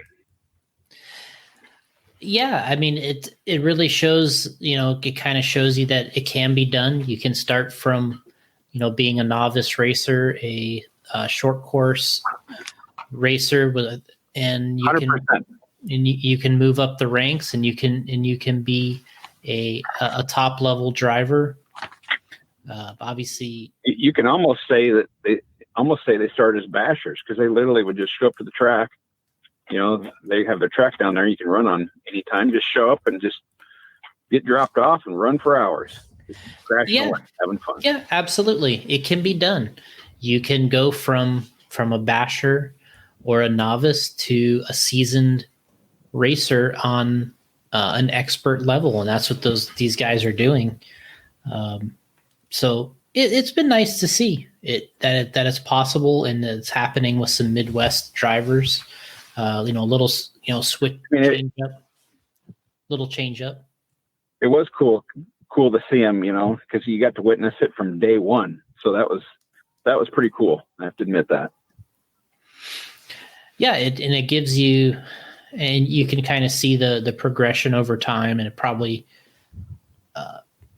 you have you become almost like a supporter or a fan, or you really hope.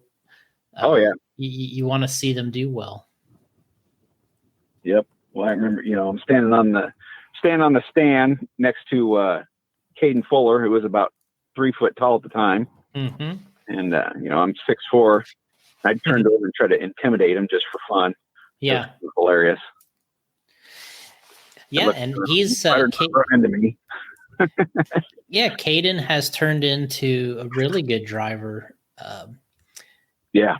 And obviously Mason's been doing well for a long time already. And yeah, it's, but all these guys are going to hit the same point that that a lot of people hit in this is, can you go to the next level? And can you Right. be? I've always had this theory, and that there was probably 1,000 Michael Jordans out there, but only one of them could push it that far to get to be the best. Mm-hmm. Have that dedication to make it happen. Mm-hmm.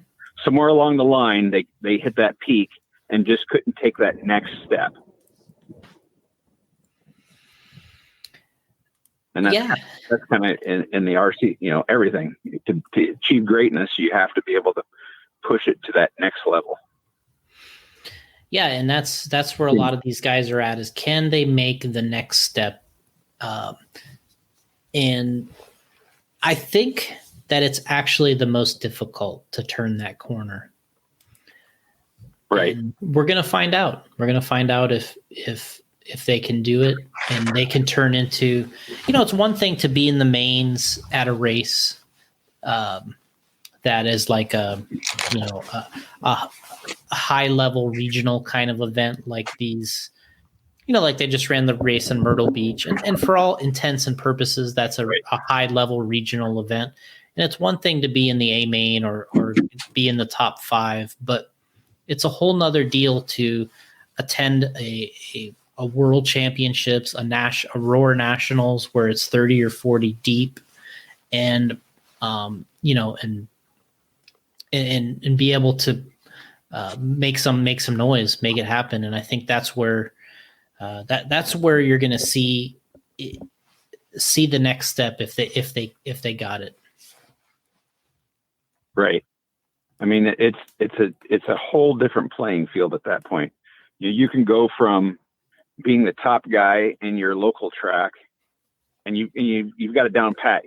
When you show up, everybody knows you're going to win.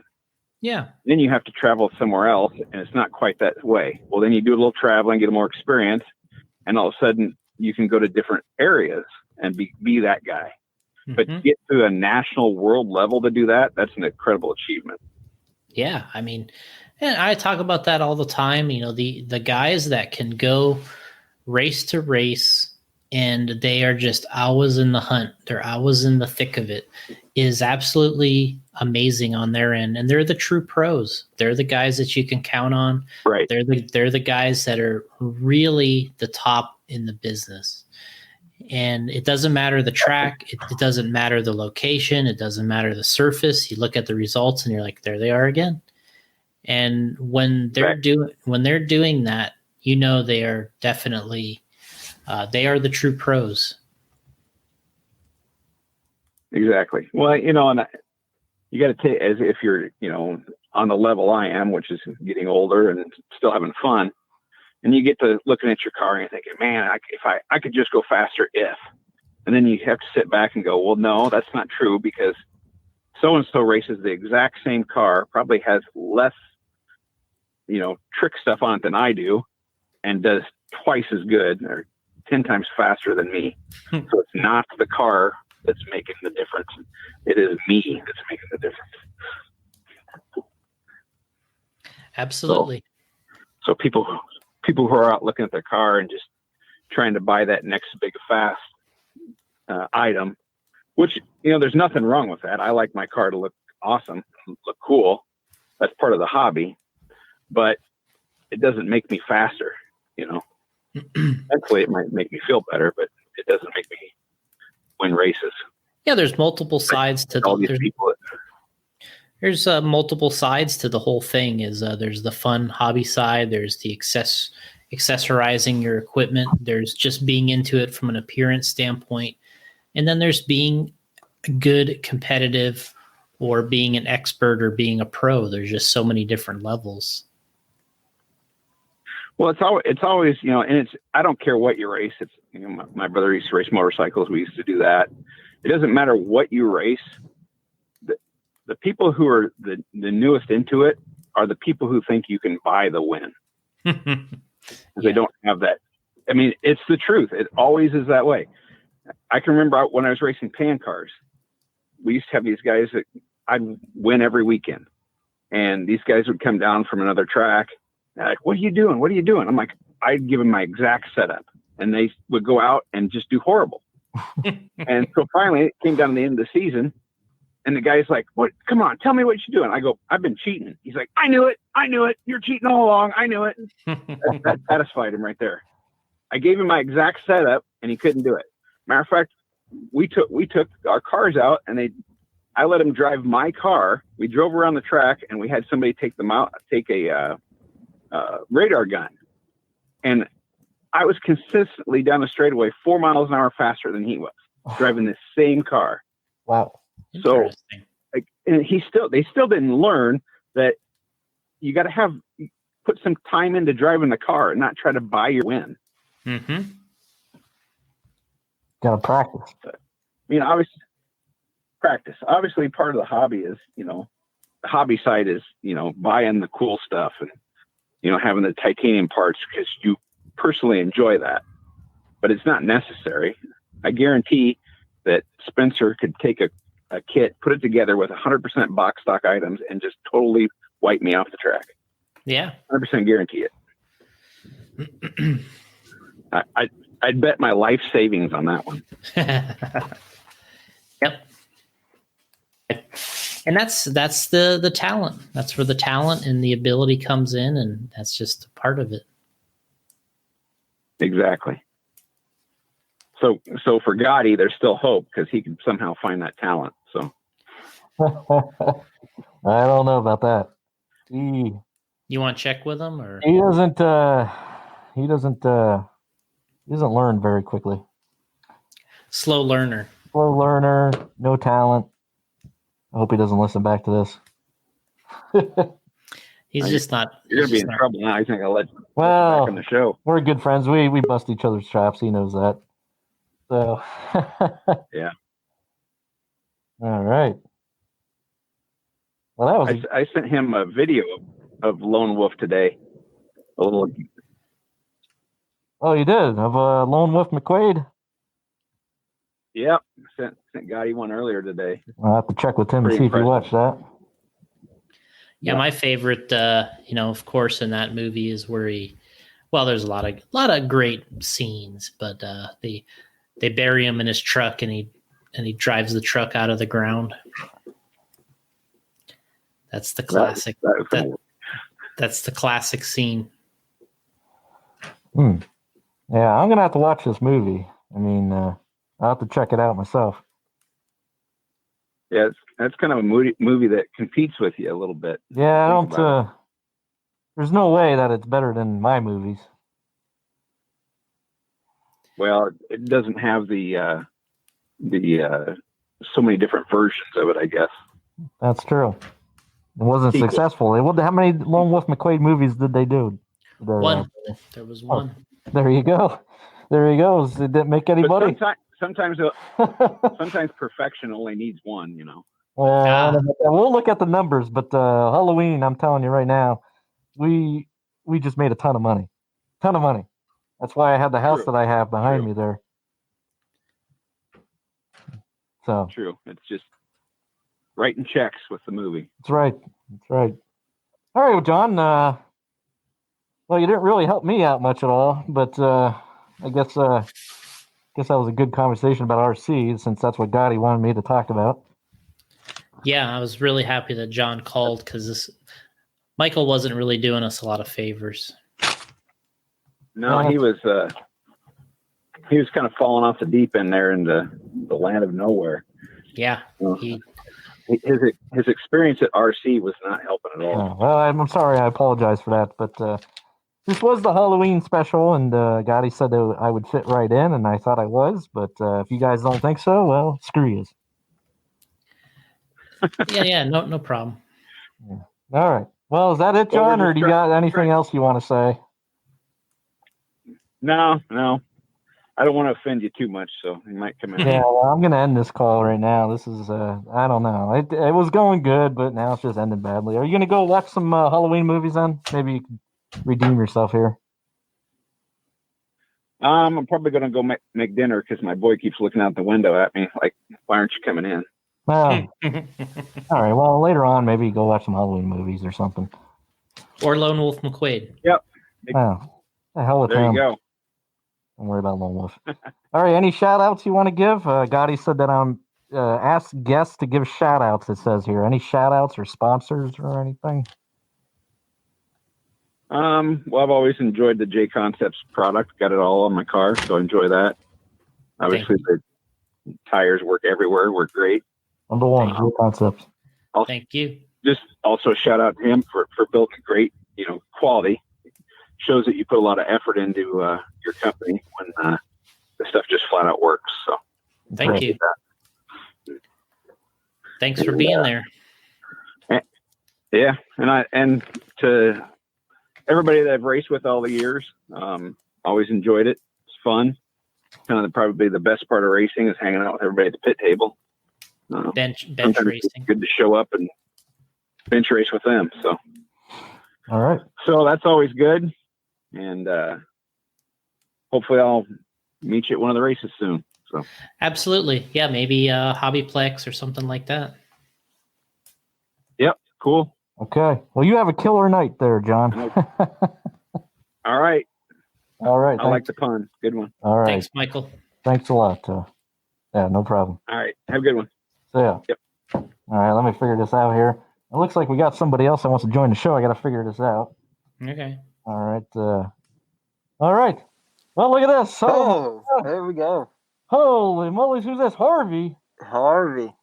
Harvey, do I know you? Hey, how are we framed in here, Michael? That looks great. That looks great, man. I want people to see my face. Oh, I see it. Yeah. I see it. That looks good. Yeah, Sal did that, threw a little bit of acid on me. Oh, man. That acid, man. I used it one time when I killed somebody. It was pretty good. Not sure if you've seen my movies, Michael. You have to remind me again. I only watch Halloween movies, to be honest with you. Yeah. It's on a loop. That. I put them on a loop. I go right through the line, and then I start over again all the time.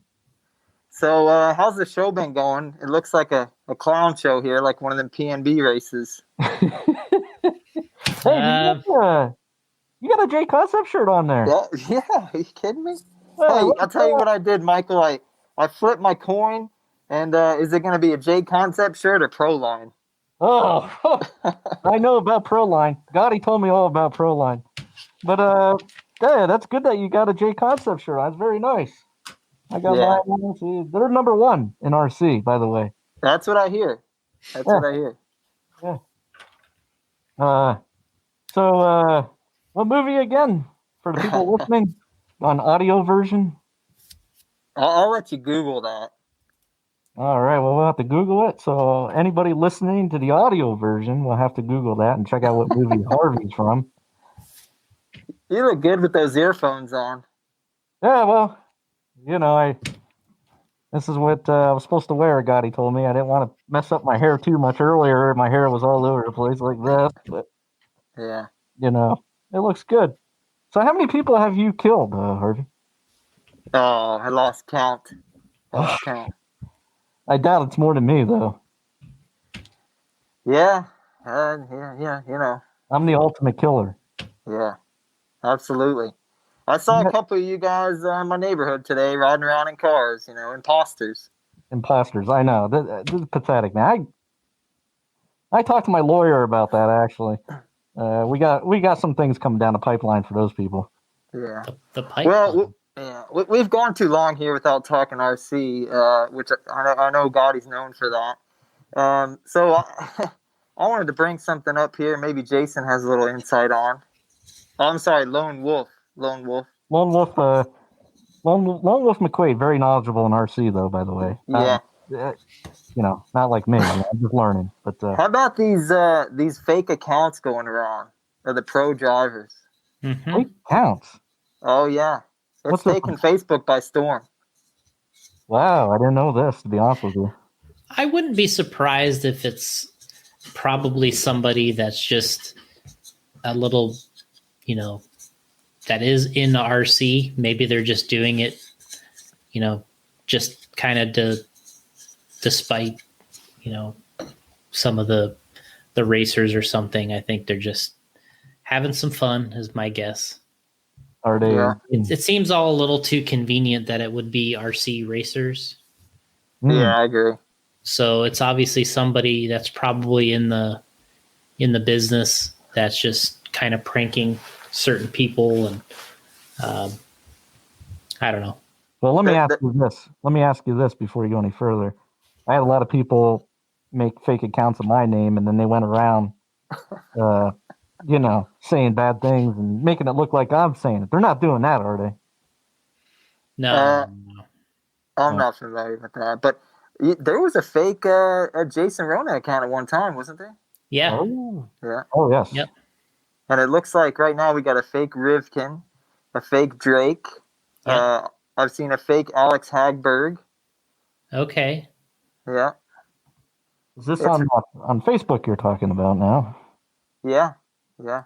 So what are they doing? Like, what are they saying? They're well, I'll tell you, it's funny. You'll see these no-name drivers post and say, "Hey, all of a sudden Spencer Rivkin has to be my friend," and all these other pro drivers. What did I do to deserve this?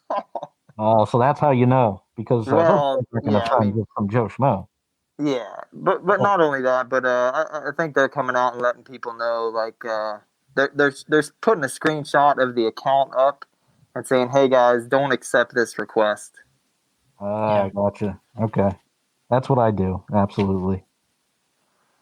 I told Spencer, I sent a message to Spencer. I said, "You need to look into getting that blue check, the verified." Mm-hmm. Yeah. That's on Instagram. Apparently, these guys are attacking Instagram too. Well, I gotta tell you what, that's brutal to get the blue check mark. I've been jumping through hoops trying to get that done. 9 movies and you can't get one? Well, it's very difficult. I have a whole list of qualifications and demands that they want before they give me a blue check here. It's pretty difficult actually, but yeah, they should look into it and get verified. That'd be a great idea. That's what I'm doing. So yeah, it wouldn't be a bad idea. Randy Edgar says I had fake Mayfield try to friend me a few days ago. Well, there you go. There you go. There you go. Don't accept and then report it. That's the thing to do. Right. So you know it's fake if the pro driver is coming to you for a friend request. Right? Yeah, I mean, I hate to say that, but well, it's not anything. They have public accounts, right? I mean, they have their own public figure accounts. yeah. So why would they go around friend requesting people? You know what I mean? You just go there and get the updates. Right. Yeah, it doesn't matter. That's what I tell my fans. So, yeah, Jason, what did you do with your account, Jason? Did you get it taken down? Lone Wolf. I'm sorry, Lone Wolf. I think I just told people that it was fake, and I don't know. I'm not exactly sure what happened. It just did it go away? I don't even know. I have to ask Jason. I will say I have a little bit of experience with this. I was a real dummy about 7 years ago, and thought I'd be ahead of the game here and create an account for my son, right? Because some of that stuff is, people get the name and stuff like that. But anyway, somehow I got hacked because I left it alone for a couple years, and I cannot get that thing back. Oh my God! They make it near impossible. So make sure you got secure passwords. And two-step verification. And two-step, that's right. Yeah, that's what I got. Good job, Michael. Yep. John Bolton says hi to Randy. So we got people in here saying hi to the people in the chat. Okay. Michael, were you in Minnesota? No, we talked about this earlier. I wasn't there. Okay. Because I read on a boy's Instagram account, he was carried off in a stretcher. Yep. So, thought you might have been there. Oh, no, that wasn't me. Okay. He didn't have any impact on that. Who was it now? Brock Champlin. Oh, he's carried off on a stretcher? And he won the race still, did he not? Wait, what happened to him? I didn't do anything to him. Nope. That was none of your doing. So, a stretcher? Please explain. Well, do I need to tell you and Gotti, or? Oh, you can't move that, but hey, listen, most people that I come across, they end up in a stretcher. They're not coming back to win a race. I'll tell you that right now. Okay.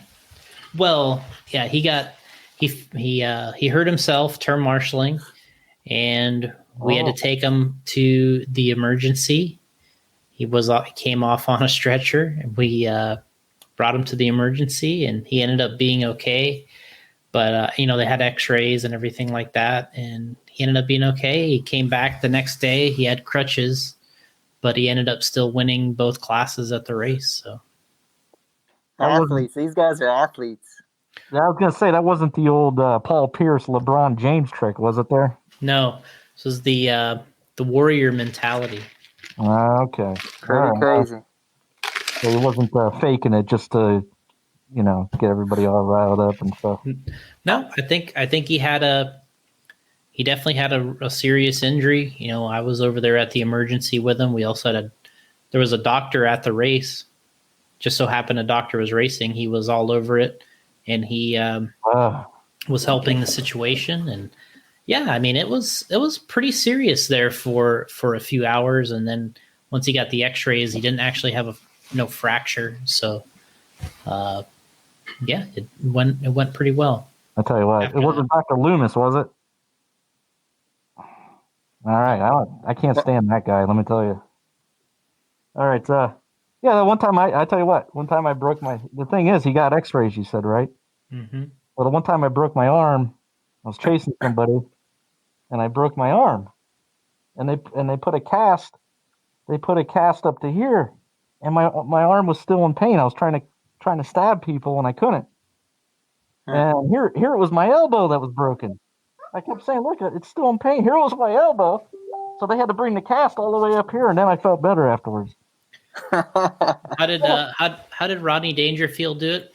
My arm, it's broken. Oh yeah, my arm, it's broken. I can't move it. Yeah, Yeah. I'm gonna need a substitute. Oh, what a pain! I went to this cheap ass hospital here in Haddonfield. I had to go to another hospital, and they got it all corrected, and I was back to stabbing in no time. But yeah, it was hurting every time, like this, Oh, God, a lot of pain. Huh. Anyway, glad that you're able to get through it. So Brock Champlin came back, and then he wins the whole thing. That's amazing. Yeah. Nobody will ever be able to say that. He must be really good. He was very good. Mayfield, where's Mayfield at? He wasn't at the race, but. Oh, okay. Why are you enacting? All right. Where you gotta go? Oh. I hear a kid there in the background. Yeah. Yeah. Kids should be in bed. All right. What else we got? Anything there? What else you got there, caller? What else we got? You got any questions for Lone Wolf? Huh. Yeah. What do you think of this stock racing today, Jason? It gets a lot of hate. But, there's no fixing it. There really isn't. I mean, I was talking to, I went to Myrtle Beach, and there was some people there. We talked about stock racing. And it seems like everybody struggles with the work involved and the money involved, but they all say the same thing. At their local track, they have no other choice but to run stock if they want to race other cars. Yeah, I think you're right. It's something it's always here. I think that everybody would be better off if they were just to eliminate stock. You eliminate 17.5, you eliminate all these classes. I think it would be better off in the end. And now, if you wanted to separate by skill level, I think that would be okay, similar to what's done in Nitro. But we kind of have this system. The problem that I have right now with 17.5 is there's no entrance to get into racing because you have people racing down into 17.5 that are better than they probably should be for that class. There's no, they're not getting out of it, and so and the issue with the whole thing is, there's always the question is, are people running legal equipment, and the the power and all the technical stuff that it requires to have it and to race it just wouldn't be necessary if you just let it be unlimited, like modified, where you'd run, and you let people have too much power, and then it's about the control, and you run as much power as you feel that it's going to take for you to be competitive. So the stock thing, I think, in my opinion, is just, I don't know. It's something that I think is just not really needed. But for some reason, it's the largest class. So there's obviously something that people like about it. And maybe it's all the people that are attracted to racing want to mess with all the details, and they like to be into all the technical side of stock and charging and motors and batteries and all that. They enjoy that side of it. So I don't know if there's really a fix to it, other than as long as you're going to limit the power for somebody, there's always going to be these questionable things, as wondering if people are cheating or if they are legal. So, and that's what's nice about the 8 scales and the nitro, is it's just separated by different classes of skills, supposedly, and not so much about the motor. And so that's kind of where I am with the whole thing. I know that we have all these classes. I mean, now at the Masters of Dirt, they had more classes than I think I've ever seen at any race. I've never seen 40 plus 4-wheel drive. They have an open 2-wheel drive. You could really go there. If you're a 40 plus racer, you could run 3 classes with a 2-wheel buggy. Actually, well, if you wanted to run stock too, you could run more than that. But a modified 2-wheel, you could run open, 40 plus, and you could run, just regular 2-wheel mod, expert or pro or whatever. You could run that too. So they had they had every class in the book there. That plus made up a few new ones. Yeah, Truggy. The mini Truggies. So they had everything there, which is obviously all about entries. You add all these classes, and people can double, triple up, go 4 classes, and you get more people, you get more entries. That's what a lot of it is about. I mean, when you look at the numbers these days, typically it's half as many drivers as there is entries. So you look at, if there's 350 entries, it's almost guaranteed that it's half that many actual individuals racing. So that's a pretty common number I see. Usually it's a little under. The actual amount of people is usually a little under half. I can't remember what they actually ended up with at that Masters, but I thought it was like 100. Was it 140? Yeah, 148, I think, or something. Yeah. So, and they had about a 350 entry race, right? It was about 350 entries. Yeah. So they're a little bit under there. So you're adding all these things to give people more opportunities, because nobody wants to, take a loss. Everybody wants to win something or feel they can be competitive. And, we have the same type of classes at our races too, because I think there is a certain amount of it that is, you want to be able to race in a class of people that you feel is similar to yourself, so that you're not out there either in the way or embarrassing yourself, or whatever the case may be. There's no sense to race 2-wheel mod pro or expert when you're three laps slower than these guys. It just doesn't really make any sense. So it is nice to have the other classes from that standpoint. Whether they need to be 17.5 or 13.5, I don't know that really even matters. I mean, the part that I think is crazy is all this drag racing, and now they have a 13.5 drag racing class. I thought that was the dumbest thing, because I'm like, so you take the thing that people are going to worry about power the most, and you're going to go ahead and make a 13.5 where I was going to be questioning the power every single race. It's going to be over and over again. I saw a video the other day where the guy, he had to take the motor out of his car or something. They did a, like a buy rule or a claim rule, or I forget what it was, but I'm just like, it was perfect before. It was overpowered. If you want to have another class, don't do it by power, do it by something else. But do it by realism or scale or something. But I think it.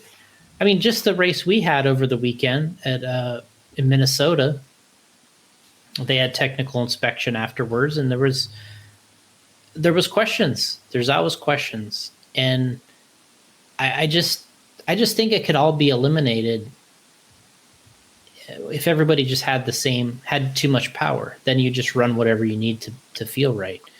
So yeah, there was questions in Myrtle Beach too. There was some drama.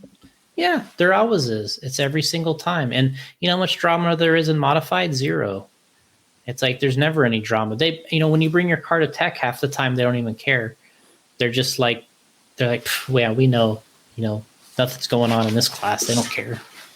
But I think you pretty much hit it on the head, and you've touched on this before, is with the stock racing, it's the class where you can buy speed. Yeah. You can buy the hot motor of the week. You can buy the bearings. You can buy the batteries. Mm-hmm. And people like that. Yeah, that's Paul's theory. He feels like it is the class that you feel that you can buy speed, and I think he's right. That's something that people like about it. So I don't think it's going away. I don't think it's going away. Yeah. I think, unfortunately, it's not. The part that I am frustrated with is there's no entry level class for people, because that used to be entry level. If you raced a local event or something, the more experienced, the better drivers raced modified, and the newer guys raced stock, and that's the way it was. And we talked about earlier today that, how it was in the 90s at national events. We had pros, or back then they weren't pros because I don't think they were paid drivers, but they're experts running stock at the Roar Nationals. But we only had 3 classes. So what they did was once a year they would race stock at the Roar Nationals.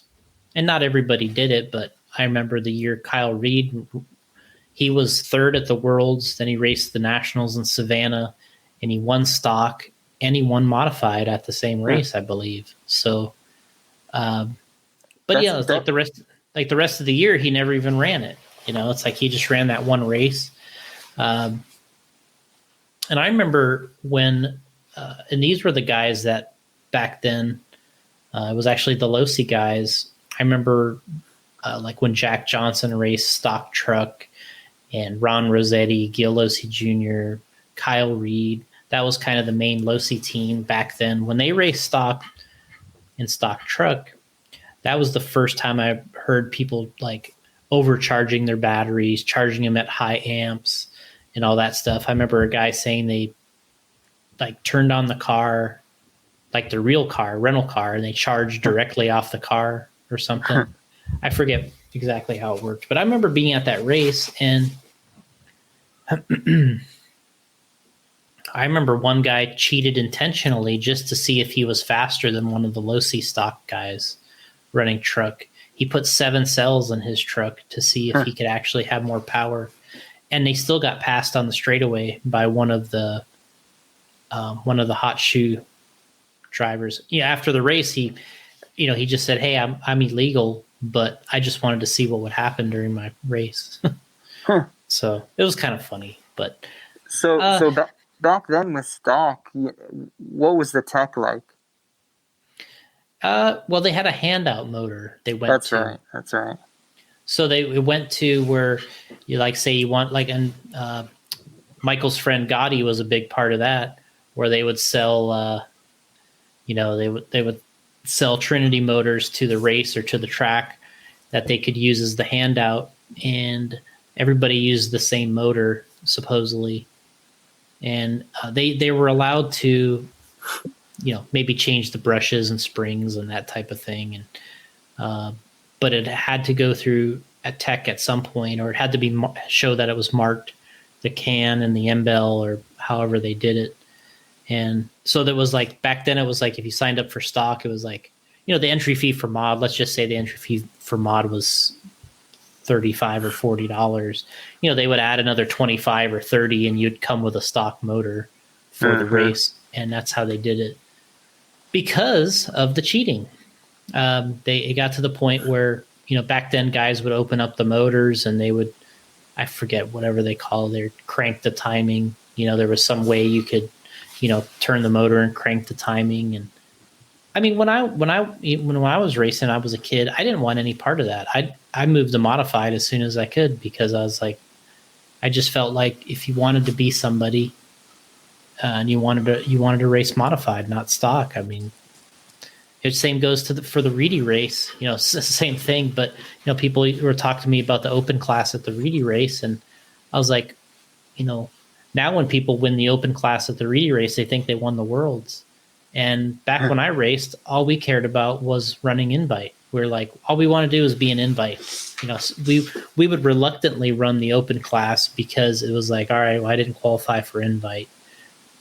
And then as soon as you got an invite, you're like, I don't ever want to come out. I'm an invite guy. And so it's just kind of a different mindset these days. The guys that stay in stock and run stock forever, they're just out there, getting these wins. And, Paul calls them, or I call him, career stock guys that just run stock forever. They won't get out of it. And, so that makes it a little frustrating to watch from the outside looking in. So just eliminate it completely. Well, you could go to a system. They can all race modified then, right? Well, you could go to a system based off a skill level, not based off of the power. If you wanted to go that route, and to me, it would take all the cheating, the guesswork, the accusations. It would take everything out of it, and it would be so much easier. But that's not the popular thing right now. The popular thing is to run more of these classes where they're limiting the motor, and for some reason, the people that are into it, they like that side of it. Yeah, I mean, just if we look back, a couple years ago, 13.5 4-wheel wasn't really a big thing, right? No, I think I saw it somewhere, or did we create it? Yeah, I think it was one of your races, and I remember Ron saying, "This is going to be the next big class." Mm-hmm. And it is. Yeah. We've had races where the biggest class was 13.5 4-wheel, and honestly, who did I talk? When I talk to Paul, and he says that he's driven some people's cars, especially on carpet, 17.5 or 13.5, and he's like, the reason guys like this is because it's easy. He goes, I'm just wide open. He goes, I drive their car. He goes, it's wide open everywhere. He goes, I'm full throttle. And so people like it. It is the most, we've been to many races. 13.5 4-wheel is the biggest class. I want to say maybe Arizona or Hobby Action is one of the areas that always does really well in 13.5 4-wheel. But it's good everywhere. It's just, it's very tough to run racing now and have a legitimate modified class at a club level or a regional level event or a series level event in modified. There's definitely the fewest amount of entries in that class. You mentioned drag racing, and there's some Italian kid down there in Myrtle Beach said he's getting ready to go to a RC drag race that's paying it was thousands of dollars. I can't remember the number. Mm-hmm. So these guys, it seems like this is a regular thing, these guys racing for money. Why is that so easy to do in drag racing and not off-road? Well, Well, I guess one thing in drag racing is there is one class. The events that I've been to, the way they do it is you set up. Let me see if I got this right. They set up the track, and then you can sign up for test and tune. So say it's like $25 to sign up for test and tune, and then they'll start racing later in the day. But so there's test and tune for like 3 or 4 hours, and that costs like $25. And then there's the racing side of it, which for another additional $10 or $15, you can actually sign up for the race. So you go there. The idea is you go there, you pay your $25, you test and tune for several hours, you get your stuff where you want it. Then you start the race, which is an additional $10 or $15. You run the race. And then I think they take all this money together and cut a certain percentage to the people doing the event. And then the rest goes to the payout based off of the entries in those classes. So, but there's only a few classes. There's at most of this stuff. Sometimes they'll only run the street eliminator or the pro street stuff. Sometimes they'll only run those classes, and then they combine all the money together. And sometimes they'll do a top 3 payout. Sometimes they'll do a top payout. They'll do a first and second, or they'll figure out a percentage they're gonna give to as for the payout. But the reason it doesn't work for an off-road race, if you're we're talking about beach RC, because they have to give all the money back to the racer. If you have a track that you own as a business, you can't give all the money back to the racer because you have a facility, you have costs, and you got the power on, and everybody's. Whereas if you're just setting up borrowing somebody's parking lot somewhere, and they set up an event in a parking lot, there is, they don't have the overhead of the building and all this type of thing. So they're able to kind of, set up their timing system. They set up a center line, sometimes an outside border. They rock and roll with the race. They take whatever it is, 10 or 15% for themselves for running the event, and then they pay the racers back. Insert some system back to the racer. Has anybody done that in off-road besides, I know Michael, was it Whippoorwill or that oval track? Didn't they pay out? There's been payouts before. Like the Sean Harding, he's got payouts on his Snap Hard series. He does some payouts. It's not, you don't get the money that they talk about in drag racing because of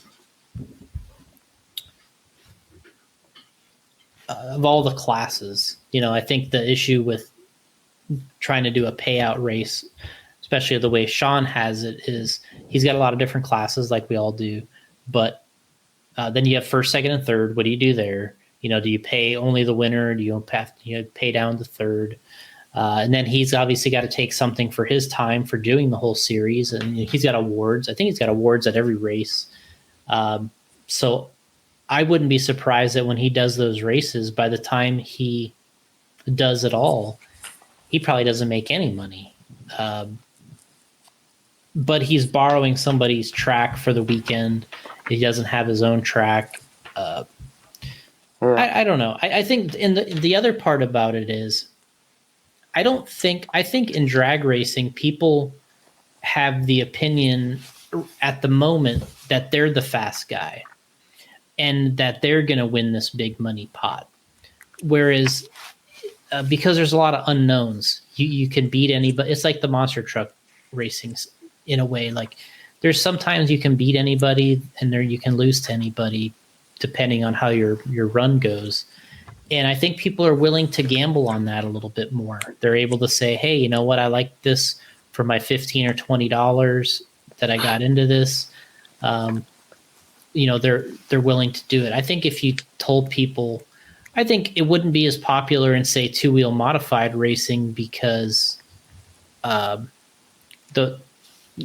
first of all, that's probably not the best example, but two-wheel modified, I think you would run out of guys. You wouldn't have it wouldn't be as deep. Yeah. Of people putting money into it. Like if you had to, I think what you'd have to do is you'd have to have a track that it wasn't a business.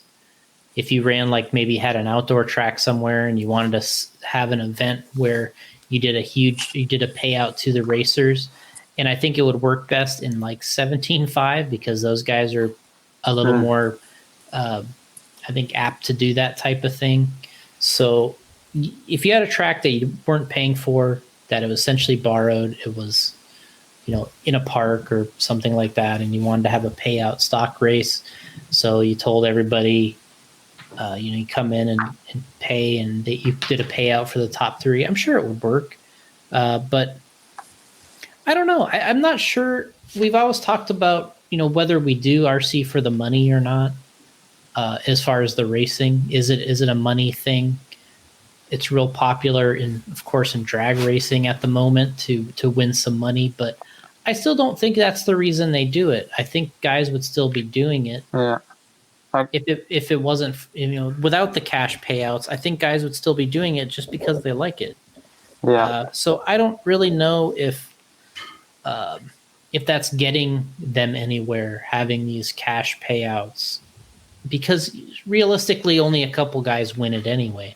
So, I've told a couple guys, they'll send me and be bragging a little, hey, I won again. I won my $300. And I'm like, but you realize the more and more that you do this, the less and less people are going to want to race you. So it's going to end at some point because people are going to say, well, I don't win at this. So why do I want to participate in it and just keep giving this other guy money? True. So I think that could eventually, hurt the whole thing. You have to figure out a little better system that rewards everybody, or has the possibility to reward somebody different. Yeah. I don't know. Yeah. I don't know what the answer is. I just don't know if I'm a RC racer for money. I think it's a nice bonus, but I just always feel like the amount of money that you can win RC racing really never stacks up to the amount of money you have to spend to do it. So to me, it's like, what's the point? Like, I'm like, if you're to win $300 a one time in a year, you won $300. To me, it's like, well, you spent thousands to do it. So it's like, what's really kind of the difference? It's the truth. Yeah. Yeah. Michael, you still awake over there? Oh, yeah. I'm listening, guys. Hey, you get a kick out of this. So, I like to listen to some of these conversations when you're at the beach, these big races, I should say. And it never fails. You always hear a couple guys saying, man, I brought $2,000 down here and it's gone. Or they'll say, my credit card, I got to pay that off here soon. It's up to $5,000 to get ready for this thing. Oh, it's crazy. I mean, this is a hobby. I mean, I'm right there with some of these people, but thankfully I'm able to pay it off. But it's an addictive hobby, I mean, it's something people love, and they'll spend money and not think twice. But that's any hobby, though, right?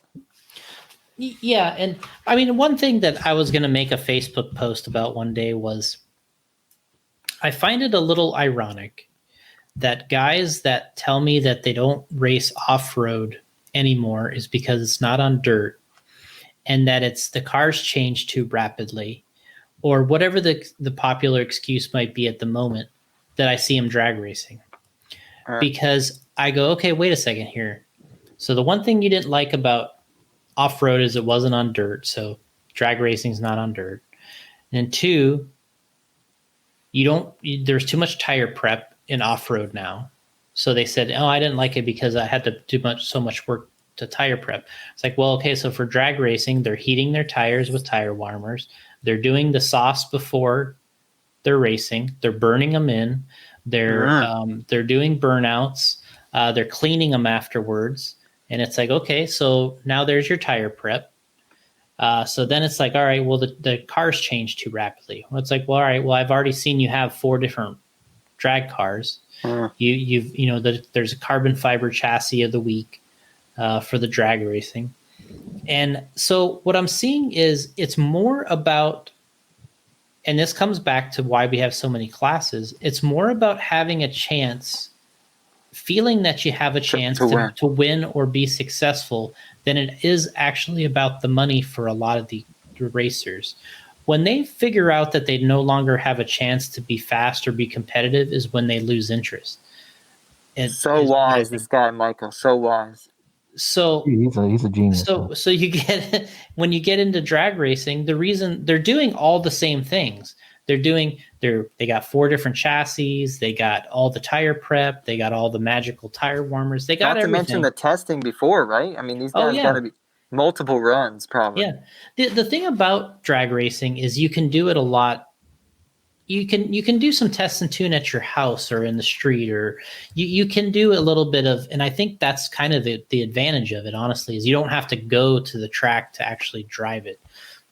You can do some things prepping yourself for that, which is good. But so what you see is these guys using things as an excuse to get out of something, but really the reason they're getting out of it is because they feel like they've topped out or they're no longer competitive in that particular one. So they're moving into something else. And what's funny is they're using all the tricks and the things they've learned during off-road racing or touring car racing. They're using that in drag racing. So it's kind of funny because that's it's kind of funny that you'll see these guys doing it. And now that, if they're competitive and they're doing well in drag racing, it's no longer too much work. All of a sudden, it's just a part of the game. Now it's a part of the game, but they're successful doing it. So that's why it's acceptable. So it's interesting to kind of look at all that. But as far like the cost standpoint, you're just never going to. What I've noticed is people overdo it. Because they can't help themselves. When it comes to the point of winning or being successful, or they can't help themselves not overdo it. And they will spend what it takes. Like we said, they'll spend what it takes as long as they feel they are competitive or have a chance to win. And that's why people's credit cards are $2,000 or $5,000, or they brought $2,000 with them. It's because they're overdoing it. And if you really kind of went to the basic bone, the bare bones of the whole thing, you wouldn't have to spend all that. But it really comes down to the people that are doing it are motivated that way.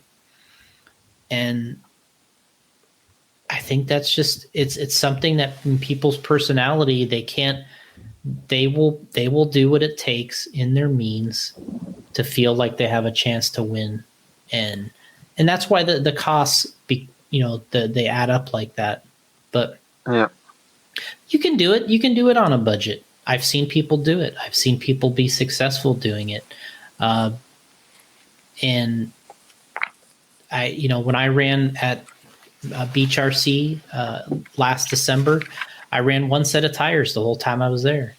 I ran, I think I just run 40. I think I only ran 40 plus, but I ran 1 set of tires in practice. I ran them all through racing. I just let them get bald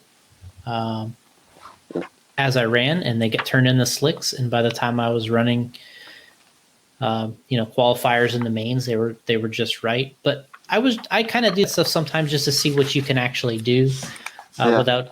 A lot of the guys will say they'll have a bad run. They'll come back and go, "Oh, my tires got too soft on me. That's why I had a bad run." And they make themselves believe all these things that so they feel they still have a chance. And then they'll, I got fresh tires now. I'll sand them all in, and now my stuff's not too soft, and they'll go out and run, and then they'll make themselves happy about that. But that's how the progression of the spending more money, or it's like, oh, that battery didn't feel good to me that run, or that motor didn't feel good to me.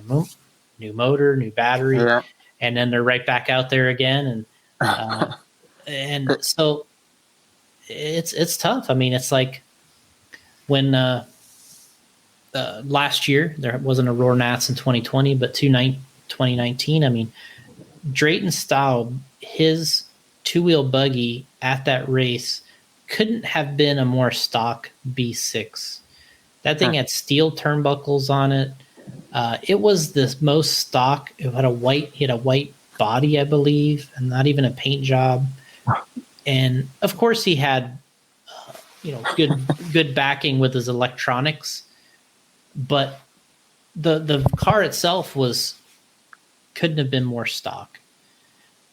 It's funny. And he was a wheel, and the kid was a wheel. He's an awesome modified driver. He was he TQ'd the Reedy race in the open class a few years ago, and he's racing stock at the Nationals, and he was awesome. I was flipping through a magazine here, old magazine, and I was trying to find a J Concepts ad, and they have an advertiser index back here, but there's not one in this issue. But just out of coincidence, it's going to be backwards, probably.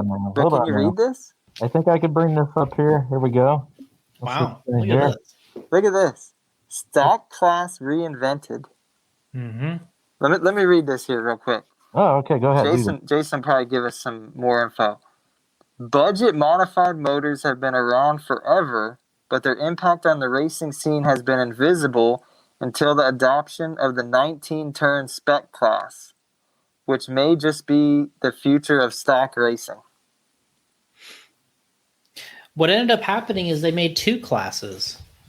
They ended up having a 27-turn and a 19-turn class and modified. It's like what we have today with 17.5, 13.5, and modified. So 19 became sort of the in-between class. It's none of that stuff works. It just adds classes. It doesn't necessarily help the business. Oh, that's probably why. You probably didn't advertise an RC car. I don't think we did that one. No. Probably just RC car action. Let's see here. I think we did, at the time, we did RC car action. Well, I'd say in the 2010, 2011 area, we did RC car action. I think we did Extreme magazine a little bit at one point. Yeah, Extreme was big. Yeah, we got an Extreme here. Yep. The old Losi BK2. Yeah. Look at that. Look at that. Yeah, that's back when Pudge was back. Hold on. Wow, look at this, Michael. That's actually Pudge. Jeez. Ryan Cavalieri. Wow. Back in the Trinity day. That's when Gotti worked there. Probably. Most likely. Yeah. Wow, that's what issue is that? What year is that? This is February 04. February 2004. Wow. Yeah, it's showing him that because he won the 2003 World, so that was probably. You won't see this stuff anymore. Hold on now. There we go. You won't see that stuff anymore. That was Extreme Magazine. They were pretty famous for adding the girls. Remember the Hot Bodies ads? Mm-hmm. Oh yeah, yeah. I remember them. I do. Remember, Gotti used to show me those ads back in the day. You're talking about money. Let me check something here. I gotta check my bank balance quick here to see what I got. Hey, hold on. You're talking about all these guys spending money. I'm a big saver. There's a lot of people that don't realize that, but Michael's a big saver. A lot of it comes from my royalties in the movie. Well, you never leave the house. Right. That too. Let's see what we got here. I can't get the. No, they don't have an index in here. I really want to see a JC ad. Oh, you want an old one? Oh, yeah. What's the first ad ever there, Lone Wolf? What do you mean the first ad ever? When what year was it in the car action? Was it Car Action or RC? What magazine did you have there? That was Extreme RC. Oh, Extreme RC. Yeah. Does J Concepts have the very first advertisement they ever did up on the wall at J? Yeah. No. Oh, man. Oh, okay. Remember, God, he said Trinity did.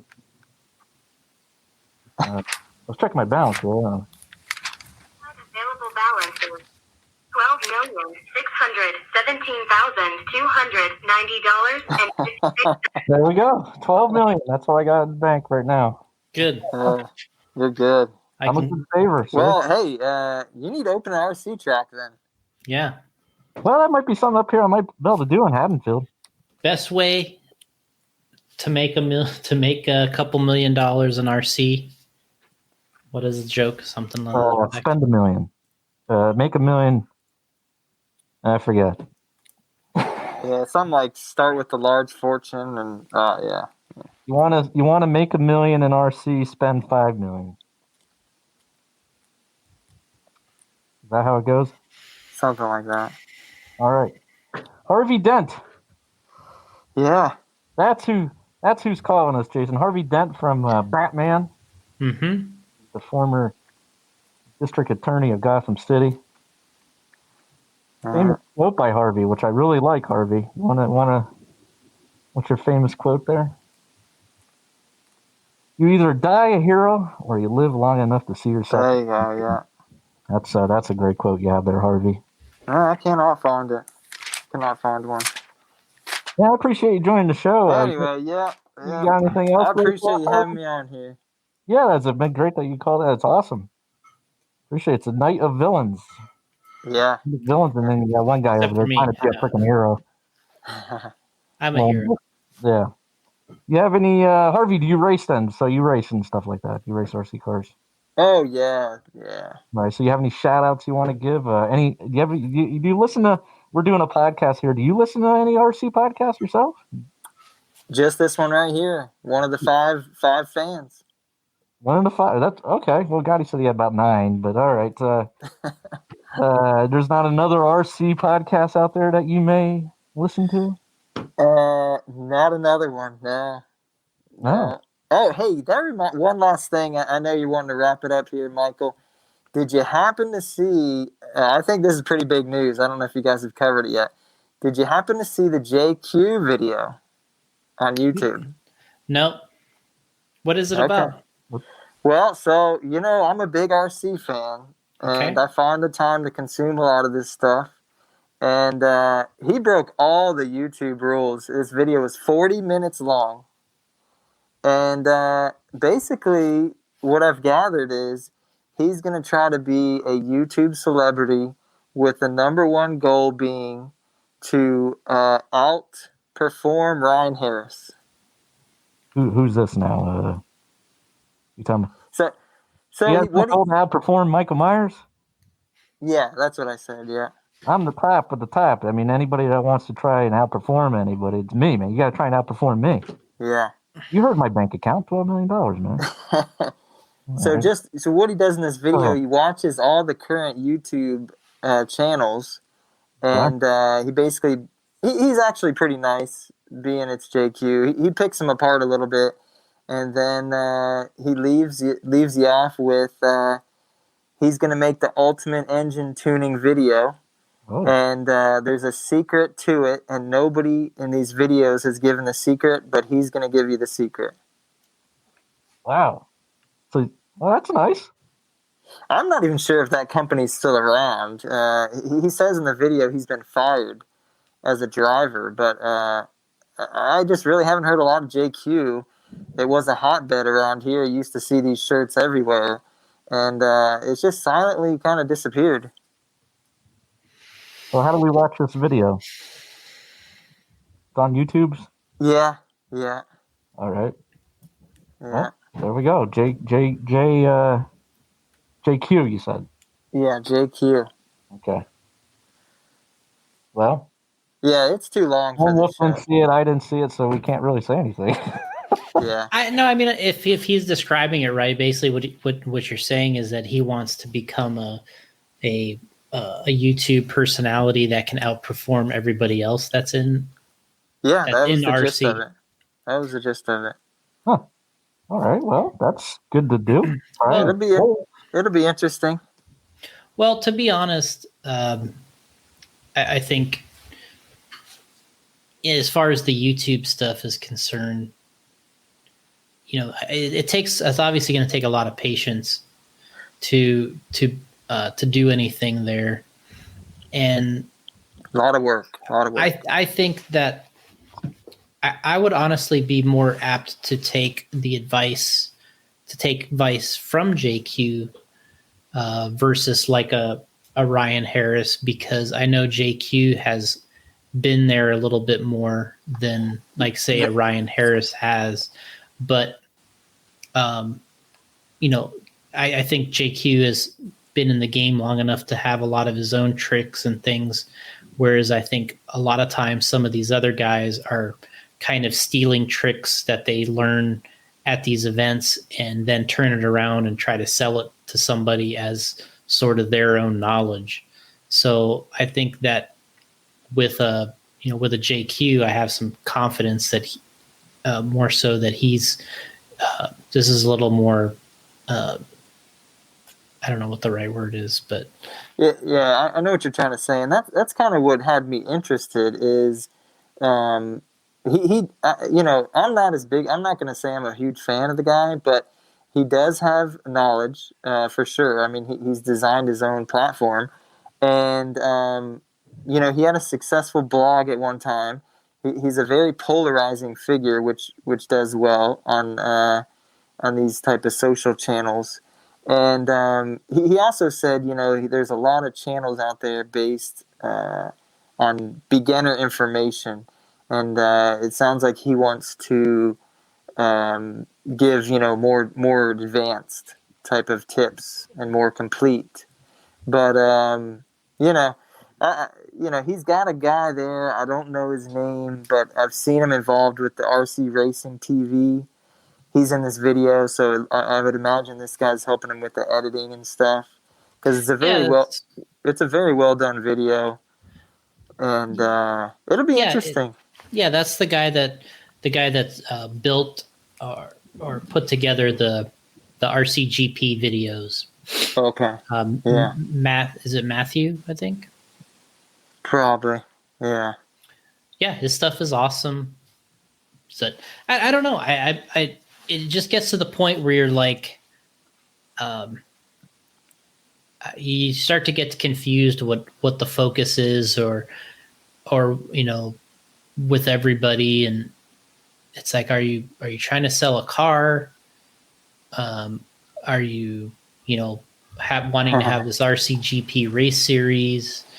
Are you just wanting to be a new YouTube celebrity? It gets a little confusing, and especially if you're doing it in a way that you're almost targeting to be better than somebody else at it. Almost like you're trying to show somebody up, or you're trying to, it's like a competition, or to me, it's a little strange. I think that he's going to have the best knowledge of anybody out there, for sure. But yeah. I don't really know what good all this knowledge has done for people, because there's more information available than there ever has been. The product is better than it ever has been. I don't know how many more diff building videos that I can see that people make, but it's been the same since Cliff Lett did a stealth build in RC Car Action in 1991. So, but there's a lot of information out there, but that really comes down to you really have to be a good driver, and you can't. If you want to be successful, all these things certainly help, but the thing that's hard to teach is the driving, and that's what people they really think of that last, but it's really the most important thing. Everybody obsesses over the cars and they obsess over everything, but the driving is really the most important thing. And I think one of the reasons why there's a lot of brands in RC now, and there's a lot of things out there, and a lot of pros pushing certain products, and a lot of people, a lot of sponsorships. But what you can't, people also think that a lot of people can win with anything. So it's kind of a little bit of a hard reality to get around at times, that there's a fine line between being good enough to be able to influence people's decision or the product versus the guy that is so good that people just think he can win with anything. So that's tough. I mean, when you hear people say, oh, that guy could win with anything, he could win with a shoebox, or he could do this, or he could do that, that's not really good for their position, because you're not influencing people to use the product anymore. All you're doing is just, they just believe that you're, that your skills walk on water. So,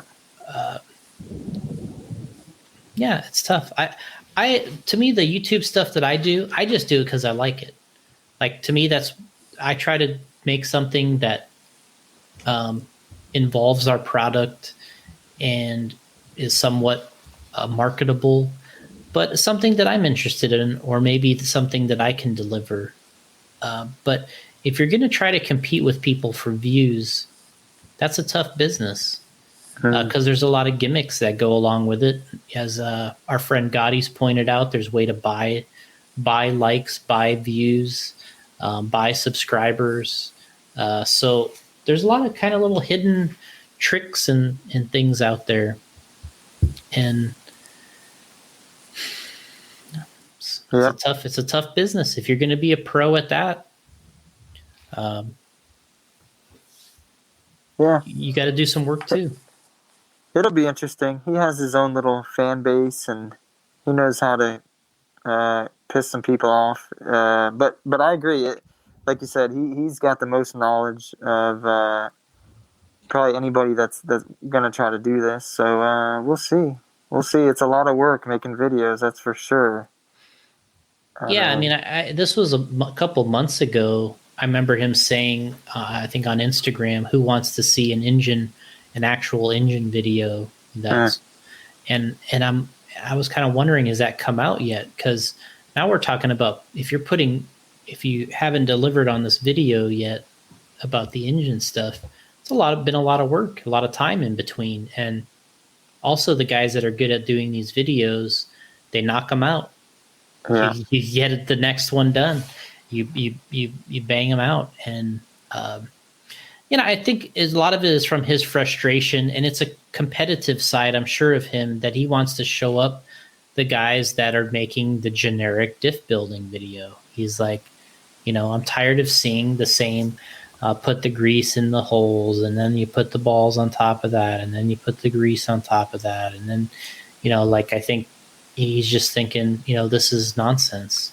And I'm sure it's a competitive thing from him, where he's like, I'm going to show people that I really know what I'm talking about, and these other guys are just. But I don't know. I would. He's got a lot of irons in the fire, it looks like. So does JQ has a YouTube channel up already? Yep, he does. We just type in. I think he had an existing one, and he's. Oh, okay. It's maybe JQ Racing or something. I forget. But yeah, wish him all the luck. But yeah, definitely. I'll let you guys go here. Looks like you're hitting the 3-hour mark. This is crazy, man. It's been painful. I think. Oh man, that's so nice to say. I'm trying to fill in here for Gotti, and Jason's just not liking the vibe that I bring. I guess I don't know. And, yeah, well, it was great to have you on the show. Appreciate it. All righty. And good luck with whatever you're doing there in Gotham. See you later. All right, we'll see you there, Harvey. All right, we'll remove Harvey out of here, kick him out. All right, there we go. Well, I'm getting pretty good with this, actually. Yeah, you're actually getting quite competent. Doing the whole solo screen thing. That was something that I just thought I'd try, and it worked. So great. Well, there we go. I mean, that was a good. We ended up talking about RC. That's what you like to talk about. Gotti told me to talk about RC a lot, but I guess we didn't do that enough, maybe. All right. Well, we're gonna wrap it up. I guess this was episode 221. It was 221 with Lone Wolf McQuade and filling in for Jason Rona. We appreciate Lone Wolf joining us, and me, Michael Myers. Hoping you guys enjoyed the show, and hopefully we brought some Halloween fans over to the radio. What do they call it? Impound Podcast. Impound Podcast. That's right. And head over to J Concepts, and I brought it up here so I know, jconcepts.net. That's it. For all your RC needs, and the site looks awesome. I was just browsing it for the first time, really. Thank you, Michael. Yeah, and best of luck with the whole crew there at JC. You guys are going to a race coming up, AMS, you said? That's correct. Yeah, you got it. That's next weekend? Yes. Yeah, so good luck there. I hope everybody... we forgot to ask Harvey what his favorite Halloween candy was and favorite Halloween outfit. But anyway. That's not important. Not important, I guess. Well, I didn't get any tips. This was kind of unsuccessful for me. I didn't get any tips on where Lori's at all, but I'm going to head on out here. And I got my knife here, and we're going to head on out and try and find her tonight. I got a lot of time yet, so. All right, yeah, you got plenty of time. So, yeah, anything you want to say, Lone Wolf, before I end this broadcast here? We appreciate all the support over at jconcepts.net. Regulators back in stock. We got... what's a regulator? That's a longer story. But okay. Just go to the website, check it out. Yeah, we got new updates going on. We got some new videos that are loaded. We're preparing some new ones now for new products. And I got people over here waving to me. But anyway, they see me on the curb. They're wondering what's going on. Oh, yeah. A lot of good things going on. Guys, that's all we're doing. A lot of good stuff going on. jconcepts.net regulator. And we got a bunch of tires. That's right. We got a bunch of tires out too now. Mm-hmm. And go watch my movie, Lone Wolf McQuade, on YouTube. All right. Yeah, just watch it once, though. You don't want to give it too many views. No. Keep watching. You watching? All right. Well, check out Lone Wolf McQuade. That's the name of the movie, huh? That's correct. You know what? I'm going to have to go check that out later. I just got a new TV, too. A nice 75-inch Sony. 75-inch? 75-inch TV. I just got to put it in there. The Best Buy guy showed up today and installed it. Installed it there in my living room, which is right there. We're all trying to find, looking under the seat cushions for nickels to buy a sub at Sheetz, and you're getting out getting a 75-inch TV. Well, it was kind of a pain. I did kind of overdo it. I had to take a low-bearing wall out over there to get it. But we got it in, and I'm pretty excited to watch some Halloween movies tonight. I watched a funny movie the other day with Hubie called Hubie Halloween with Adam Sandler. He's a good friend of mine, too. Oh, good. Yeah. So if you ever get a chance to check that one out, called Hubie Halloween, guess who's in it? Michael Myers. No, I'm not in it. I wish I was. But it was Shaquille O'Neal. Oh, Shaq Daddy. Yeah, Shaq Daddy. He was in it. So that was great to see him.